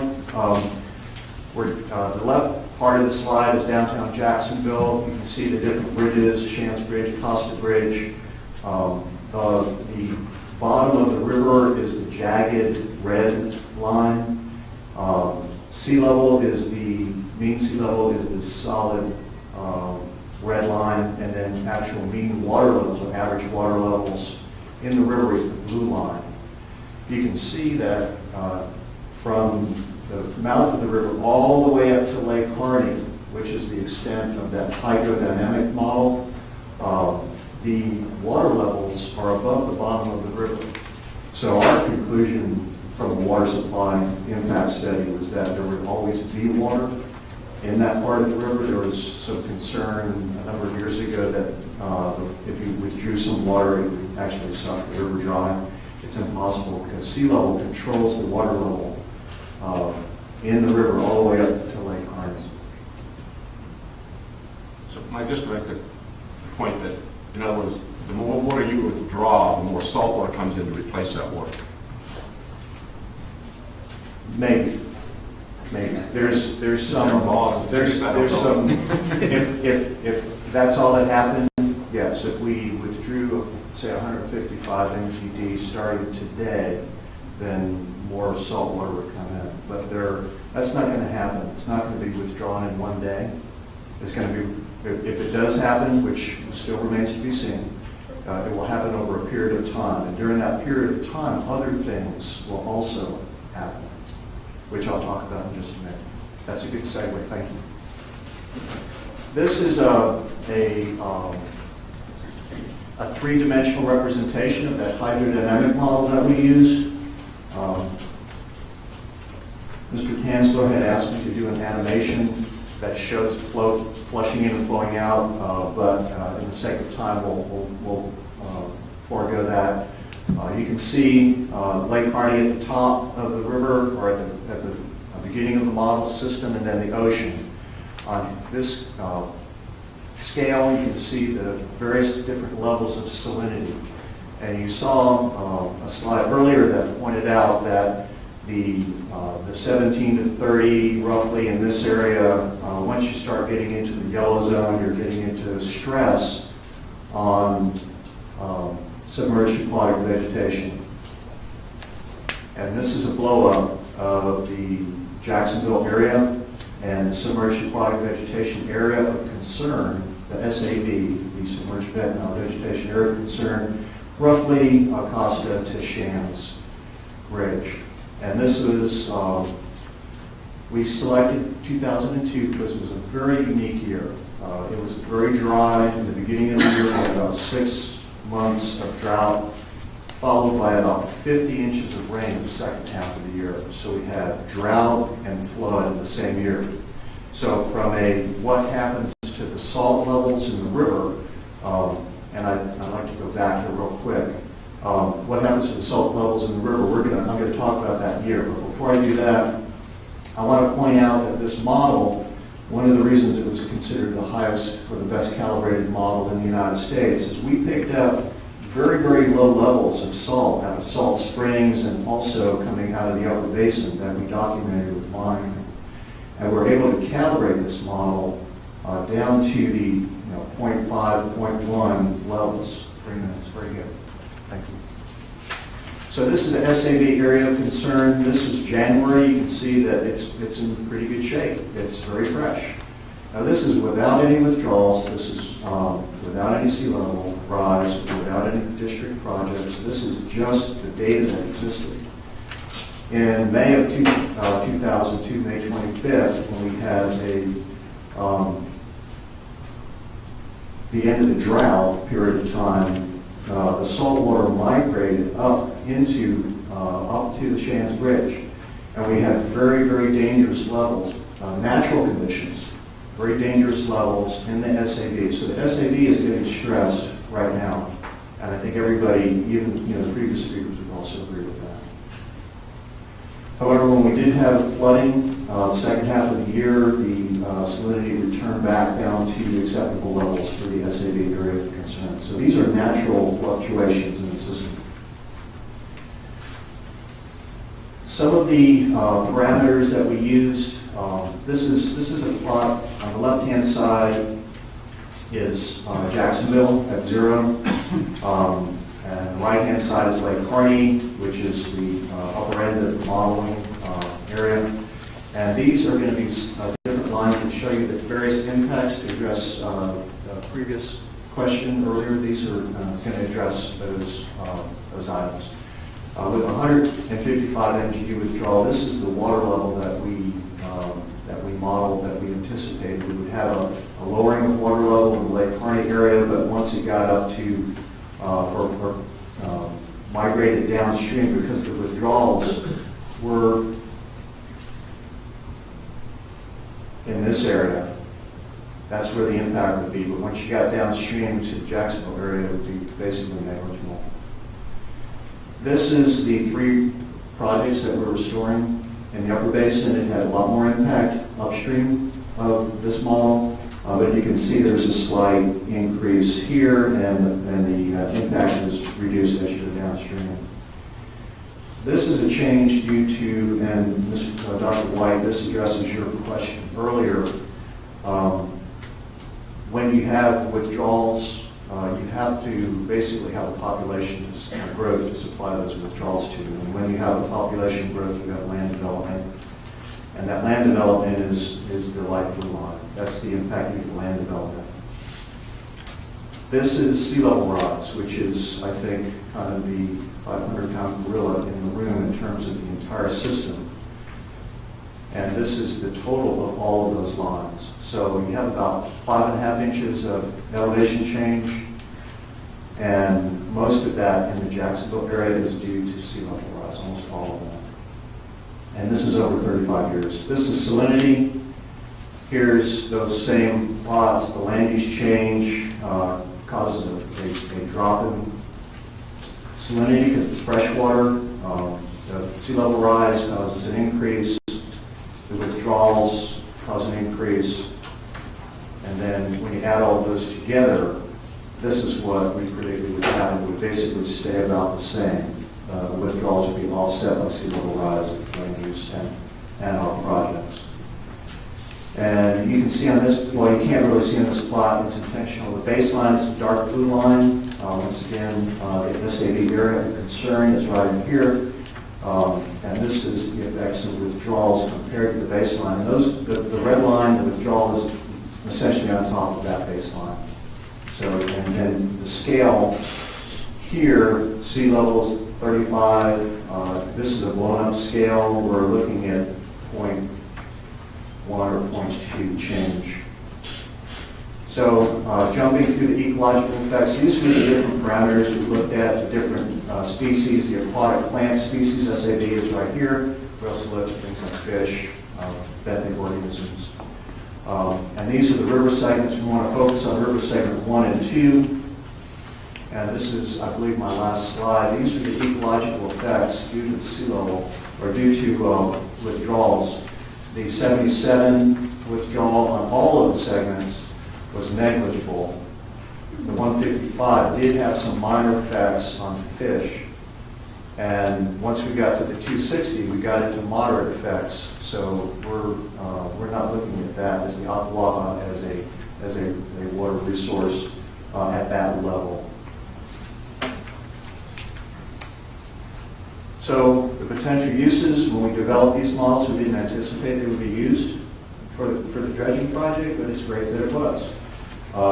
And you can see the channel dredging was potential. And that's the end of my slide presentation. Open for additional questions. Michael, questions? At some point in time, either now or maybe at the November meeting, I'd kind of like to get a feel for the planned projects to what is the, is it going to be 150 million gallons a day? Is it going to be 500 million? And then secondly, what are the mitigation projects that are already on the boards, that have either already been done or that are, in process or out there in the future. Just, it would be helpful to, in effect, to try to connect some of these dots together. Okay. And I mean, if you could, as part of that, that would be very, very helpful. Maybe if you could come back to our November meeting and address some of these issues. We were willing to do that. Could Yes, sir. could I make sure that I'm understanding you correctly?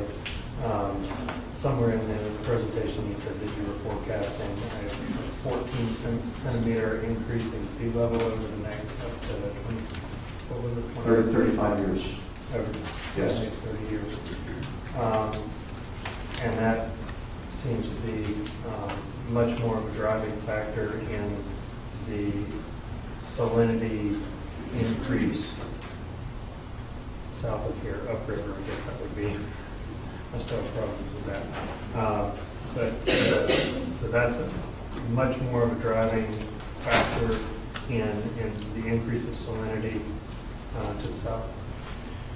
Actually, it's going to affect, starting at the river mouth at the maximum, and then as you go further upstream, which is south, it's going to get less and less and less, but it's going to be pretty significant for a fairly good distance upstream, because once again, the water levels are controlled, all the way up 200 miles are controlled by the ocean and not runoff. So really, the only thing that we can do to affect that is to increase the amount of fresh water that we have flushing on a much more regular basis, because we can't stop the ocean. That's a possibility. And I'm not sure how we would increase fresh water flow in the river, but that's a possibility. Thank you. Thank you very much. Appreciate it. I could ask a couple questions. Sure. Also, I'm curious, how much water is actually being withdrawn from the St. John River today? I think, I don't know the exact number, I think we're looking at about 150 right now. So we don't really have a good exact number for this, we don't have a good number on that. I can get you a more accurate number, but I think it's roughly 150. Okay. And we keep hearing a lot about the model, and I've pretty much been on record that I don't think the model is very accurate, even though it may be the best. In the NRC report, did they ever say the model was actually correct? Correct? Yeah. I don't know that they used that word correct. They just said it was the best calibrated model in the United States. Yeah. Has it ever been used, and then the project done, and then the results of the model verified that what the model had said was going to happen actually happened? Not to my knowledge. Thank you. What about Miami? Did Miami use a comparable model? I'm not familiar with you mean the Biscayne Bay dredging project? I'm not familiar with what model that they used for that. They should have used a similar type of hydrodynamic model, because it handles tides, it handles water levels and ocean levels. I would imagine they did, but I don't know. Okay. Courtney, Hackney?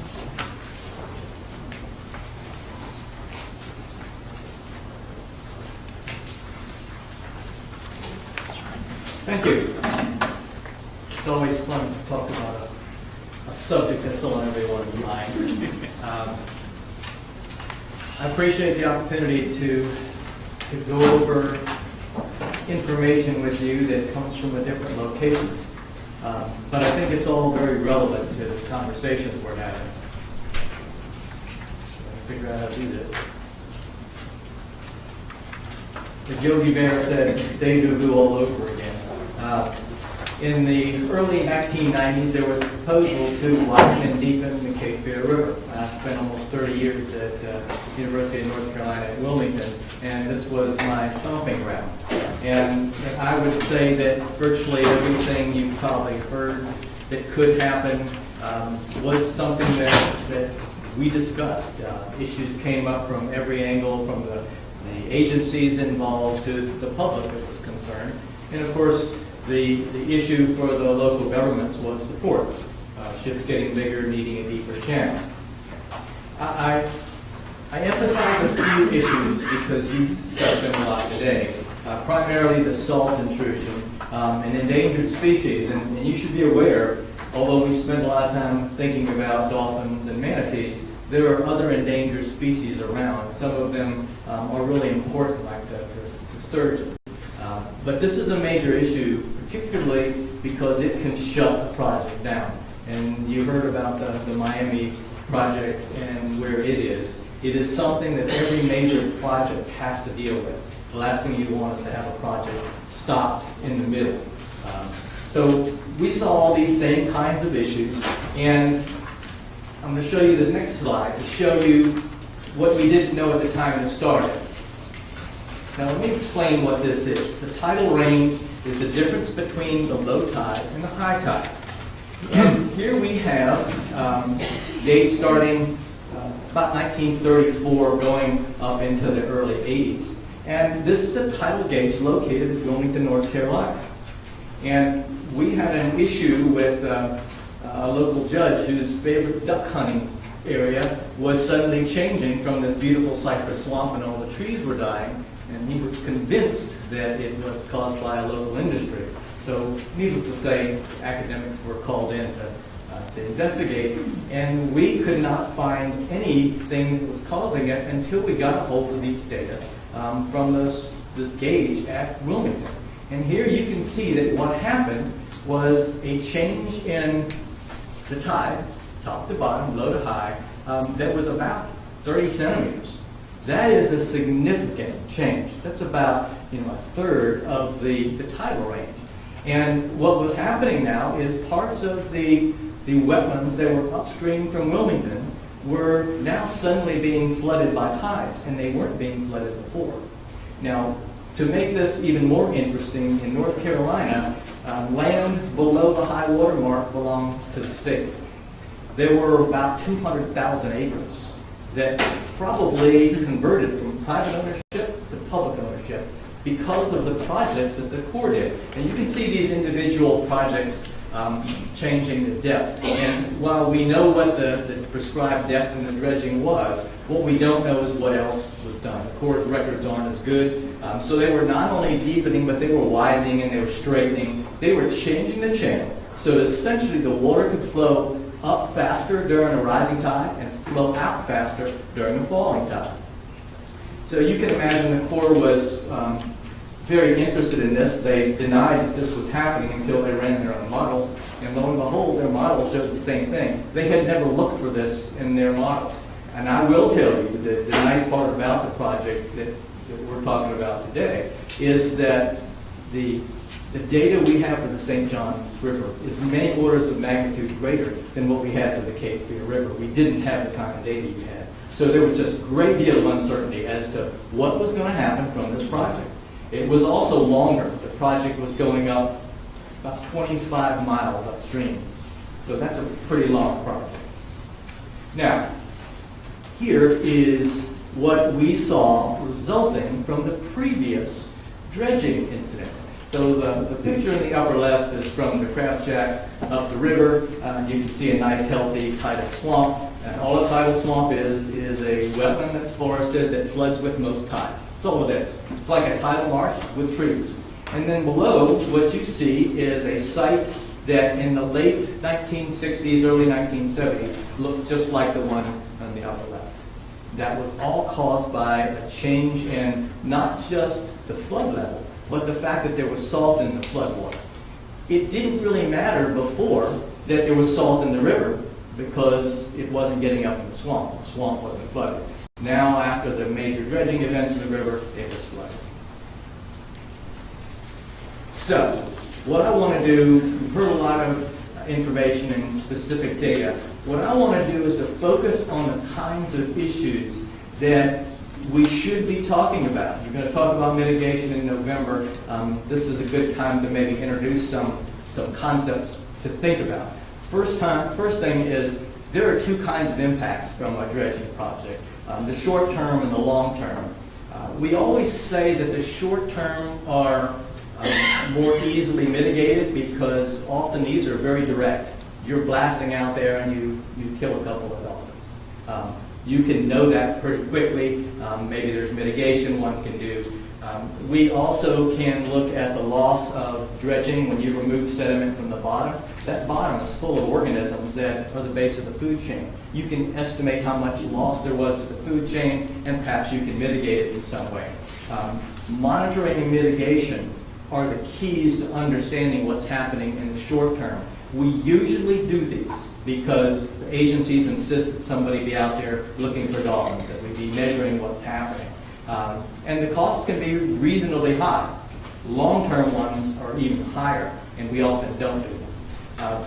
In many cases, the ecological loss, what we lose to the food chain that's translated into commercial fish species, for instance, it can be really large, but it's short-term. So you can measure it 1 year, 2 years, 3 years, however long this process goes on. You can calculate what that loss is and typically find a way to compensate for it. There are major issues with endangered species. If you haven't heard enough about marine mammals, let me introduce you to dolphins because we hadn't heard about those today. The folks at UNF have found that the dolphins in the river consist of two populations. One are here all year long. They never leave. They rely on that river essentially functioning. The last major dredging project in the river, there was a mass mortality of dolphins in the river. No one ever decided or said what caused it, but right now, were we to have such an event, it would be catastrophic simply because we've got a virus going on out there that's killing large numbers of dolphins too. So it could be a double whammy and we could lose this unique population.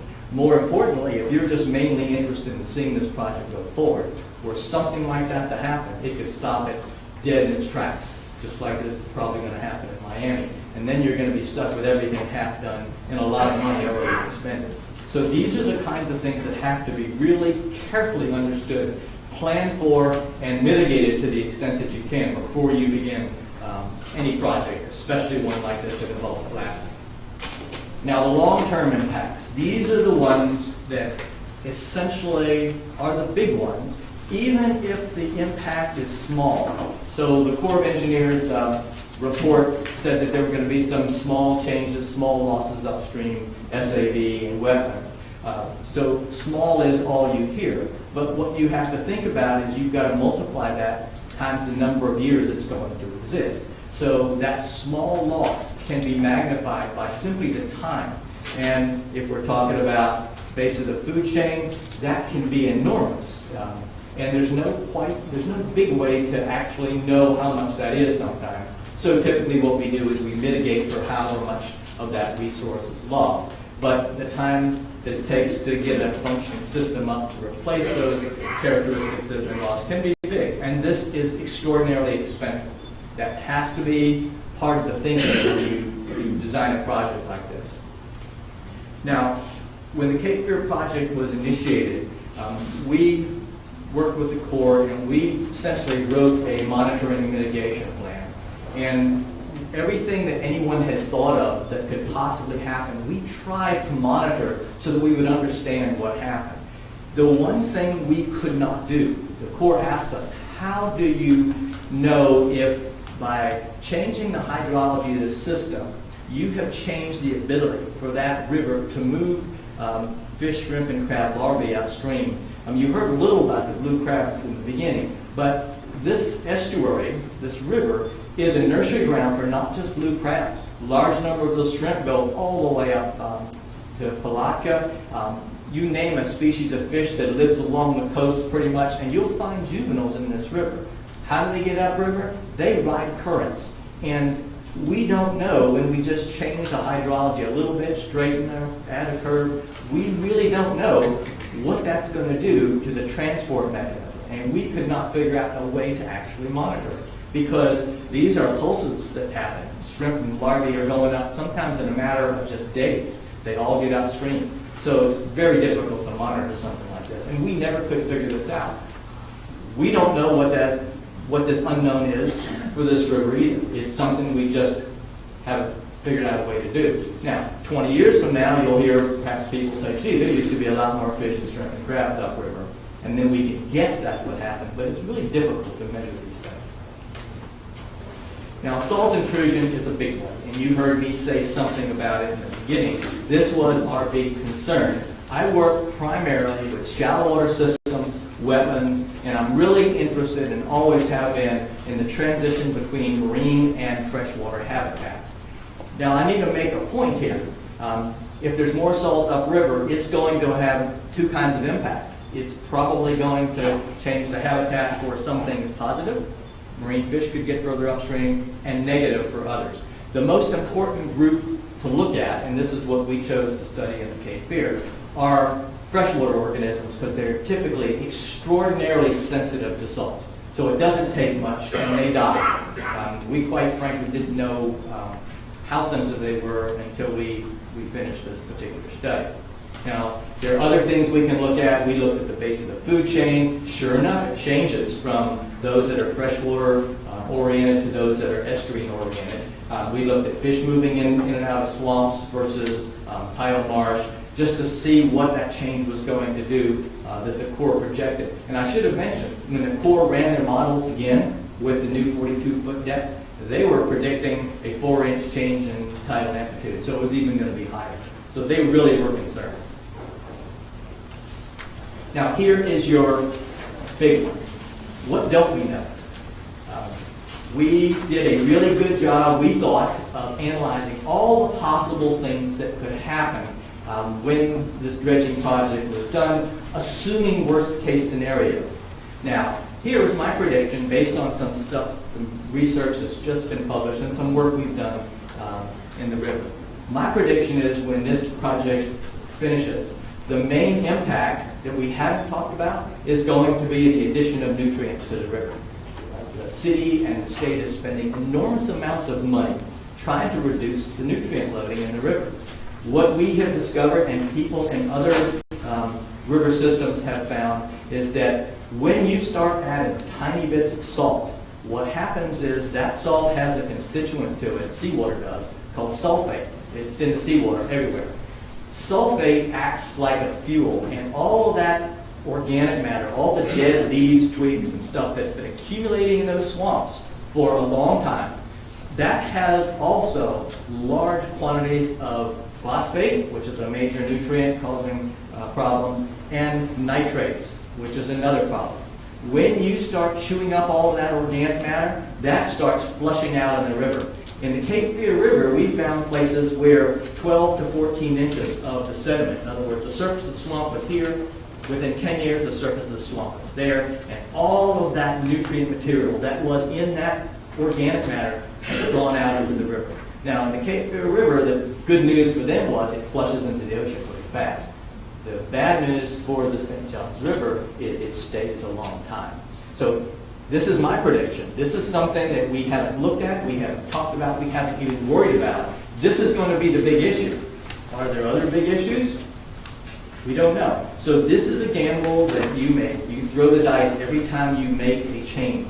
And I worked with the Corps looking at their model, and quite frankly, Quint, it surprised me that it really didn't work. I'm a skeptic of models, and I will tell you that I went with the Corps, and we went upstream, and I had them run that model when worst case scenario, when it was really salty, show me where the salt was getting high tide, and we went upriver with the Corps and looked at the swamps, and the places where that model said should have had some salt impact during those really dry years, sure enough, it was there. So I'm reasonably confident in what the Corps model is saying. That being said, it's still a loss of wetlands and SAV, submerged water vegetation. So we worry about the things that we worry about and not about the things we don't know. I'm happy to go further. As you can imagine, we spent $5.5 million doing the monitoring for this study, and there's a whole lot more to this, the data than I've told you. But happy to answer questions. Thank you very much. Question? So what would your suggestion be as far as, assume for a second that the economics and the financing structure comes, works out, and it's a viable economic project, which we're still not there yet. I assume that's the case. What would your suggestion be from a meaningfully mitigating the environmental impact? Well, my first suggestion is you really have to know what happens. So I know this is a big number, but most of the time the project uses all the money and the mitigation is kind of an afterthought, frankly. And I really think that to understand what this project is going to do, you're probably looking at 8 or 10% of the total cost of this. As I said, the Corps of Engineers project, we spent about $5.5 million monitoring, and we still didn't do a good job after the project was done, looking at it after. So I think you first have to know what you did, and that takes a lot of money. My guess is that you're going to need to think about the cost of mitigating and replacing the lost function. We talked about the function of the estuary. There's going to be a lot of lost productivity in the river. I think that has to be replaced. Mitigating means you buy wetlands or you make wetlands. Buying what's already there isn't going to change anything. So you either have to come up with a way of creating new wetlands or creating the resource that wetland produced. And that's not cheap. Yeah, I was interested in your comment about, I was interested in your comment concerning the fact that the salt sort of puts the nutrients on fire, so to speak. Is there a chance that, I mean, we have probably less sewage treatment than any city I can think of that's so dependent on the river. Would a major movement away from septics and toward sewage systems have a positive impact on all of that? Are those the kind of ideas for mitigation that really would work here? Well, if the data that we've got for the river already is consistent around the rest of the river, you could probably make a pretty decent estimate as to how much phosphate, for instance, is going to be released over some period of time. And one could then calculate how much phosphorus you could keep from getting in the river with treatment plants. That would certainly be a way to mitigate for that kind of impact. Thank you. Thank you very much. You're welcome. And thanks to all the speakers. We've got 4 people that requested to be heard. We're over our time, so I'm going to, obviously, I know some of you all have to leave, and I apologize for that. Lisa Ryman, 3 minutes, please.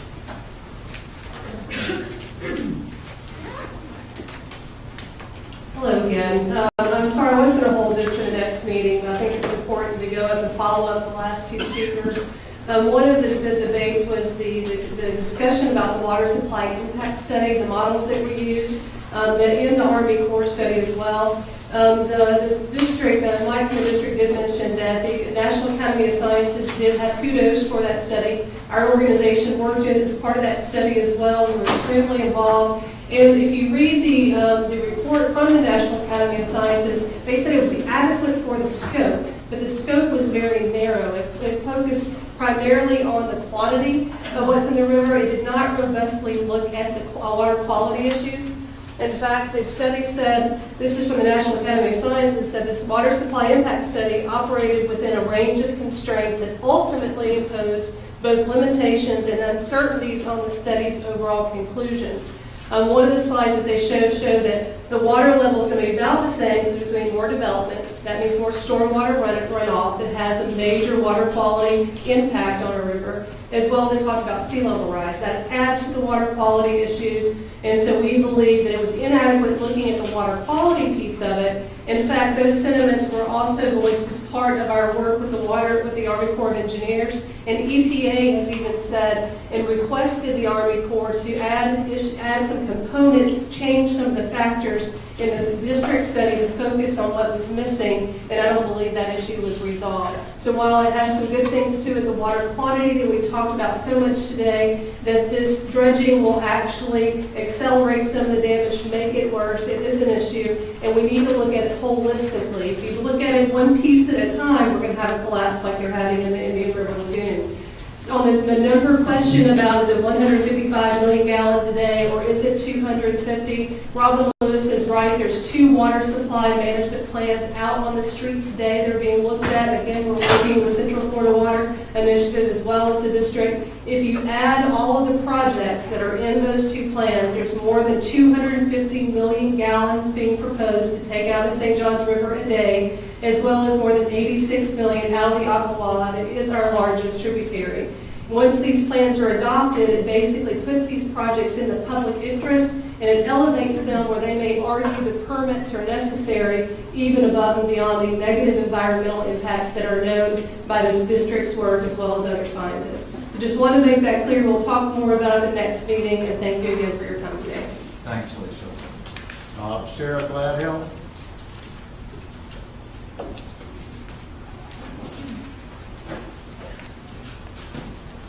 Almost good afternoon. Sarah Gladhill with the Florida Wildlife Federation. Real quick, I just wanted to say thank you for extending your time to meet in November. I know it's going to be a busy holiday season coming up, but certainly it warrants a continued dialogue to discuss the merits of not only the economic impacts to this, but also the environmental impacts. I heard earlier a task force member had mentioned about the RFPs, and if we put the RFPs, that can be a timely manner for them to be able to respond. And it's the same thing for you all to be able to vet these issues. Certainly it warrants that throughout the day and more of a thoughtful and timely process. I'm a land use planner, so I tend to generalize information. So I appreciate all the scientists that came out today and will come to the future meetings, as well as the economic scientists that have been presenting on the economics and the merits of this. But so how do we balance? Not trade-off. It was mentioned earlier, is this a trade-off or is this a balance? And certainly this is a balance when it comes to the end of it. And how do we balance those short-term and long-term impacts? I do have to pick on something that was stated earlier. I think it was Member Kane had questioned about, what is our role here? Can we consider restoration efforts in the upper basin? And it was stated that the role is not to restore what happens in the upper basin, but the role of you is to determine the impacts of the dredge. And I don't believe that's 100% true. Certainly, if during this discussion, a mitigation proposal is put together, and you've heard it from the scientists, that shows to offset the impacts here, and that mitigation proposal includes projects that are in the upper basin, then that's certainly not without your purview to be able to consider that and put that on the table. So I'm certainly asking you to consider that as you listen to today's discussions, the future discussions in the next 2 months, and know that there needs to be a monitoring and a mitigation plan, as Courtney Happy had mentioned, and it needs to be on the table today. Thank you. Thank you, Sarah. Andrew Miller from the Public Trust.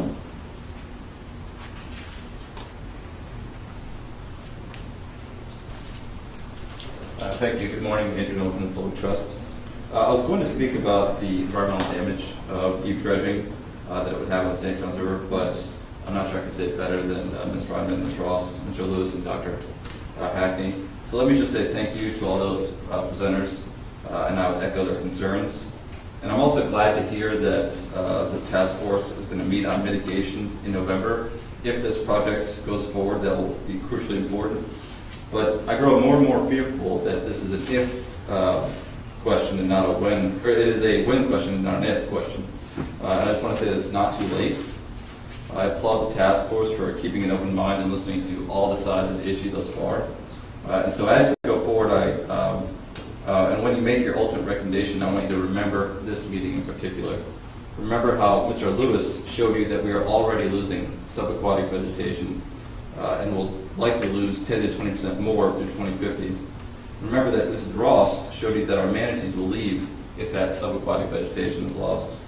Remember that Mr. Collin admitted that there has not been one instance where the water management district's modeling matched their predictions with their end results. And remember how Lisa showed you evidence from just 1 and 2 months ago that the Army Corps of Engineers got it wrong on a deep dredge project right here in Florida. The Army Corps of Engineers' worst case scenario came true. So imagine what that would mean for Jacksonville. If it does, we will not be able to plead ignorance. The experts came in and they warned us that this could happen. So please do not let that happen. Let's learn from the mistakes of Biscayne Bay and even here in Jacksonville. And Lisa said it perfectly. No matter what the assumed economic gains for this project would be, we simply cannot afford to get it wrong. Thank you. Leslie Dollar. Thank you. Thank you. I'm a citizen from the public, and I want to give you an overall comment from the public. The gentleman from the water management who said, who tried to define what your mission was or tell you what your mission was, I object to that. You should be the determinant of what your mission is, and as a citizen of Jacksonville, I expect you to be the determinant and not have somebody else tell you whether you can look at mitigation or whether you can't. I encourage you to be the first that's done a real-world analysis of this project. It hasn't been done. You've been shown how it was done separately. You need to look at this holistically and not in a bubble. You've got to look at it as if, not as if, as others have done, as if it's nothing else is affecting the river except the dredging project. You have to look at it as a real-world analysis of what really is occurring in the whole area and see what the combined effects are. And the other thing that I objected to that the Water Management District man said is he's promoting that what was used as the model was then state of the art. Well, even if you believe what he said, which has been shown to you that it wasn't state of the art, that was state of the art in 2011 when it was designed, which was based on past stuff for it to have come out in 2011. It's not 2011, it's 2014. We need a comprehensive state-of-art modeling that's done now. The other issue I would like to bring up to you is that Jacksonville wants to economically advertise itself as an eco-refuge or a place where people come and they are able to canoe and to kayak, and that's sort of the model that we're trying to promote ourselves as. If that's what we want to do, and we don't want to continue to have that more bad publicity, I'd like to call attention to you to a bacteria that has been found in the St. Johns River that is dependent on salt water. So this goes totally to the saltwater intrusion issue. It's called Vibrio vulnificus, and I may not be pronouncing it right. But we have a professor at JU named Anthony Olivet, and I may be pronouncing Olet, which I may not be pronouncing. I didn't pronounce his name right, but he's already shown that this bacteria exists in the St. Johns River, and the more the salt water intrudes, the higher up this bacteria is going to go. You look at what the analysis is, and just by doing a Google research, you can see that the number of contractions of this bacteria, which is the flesh-eating bacteria, which we've already gotten bad publicity about, and will continue, all the national news media picks up on it. We had in 2013 in Florida 41 contractions. Is increasing. Back in 2006, there was only 12 in Florida.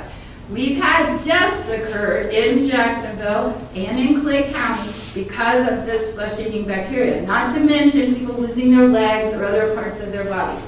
You need to realize that the environment doesn't just include the grasses, which you should be considering, and also the animals, the manatees, the dolphins, the fish, the shrimp, etc. It also includes us.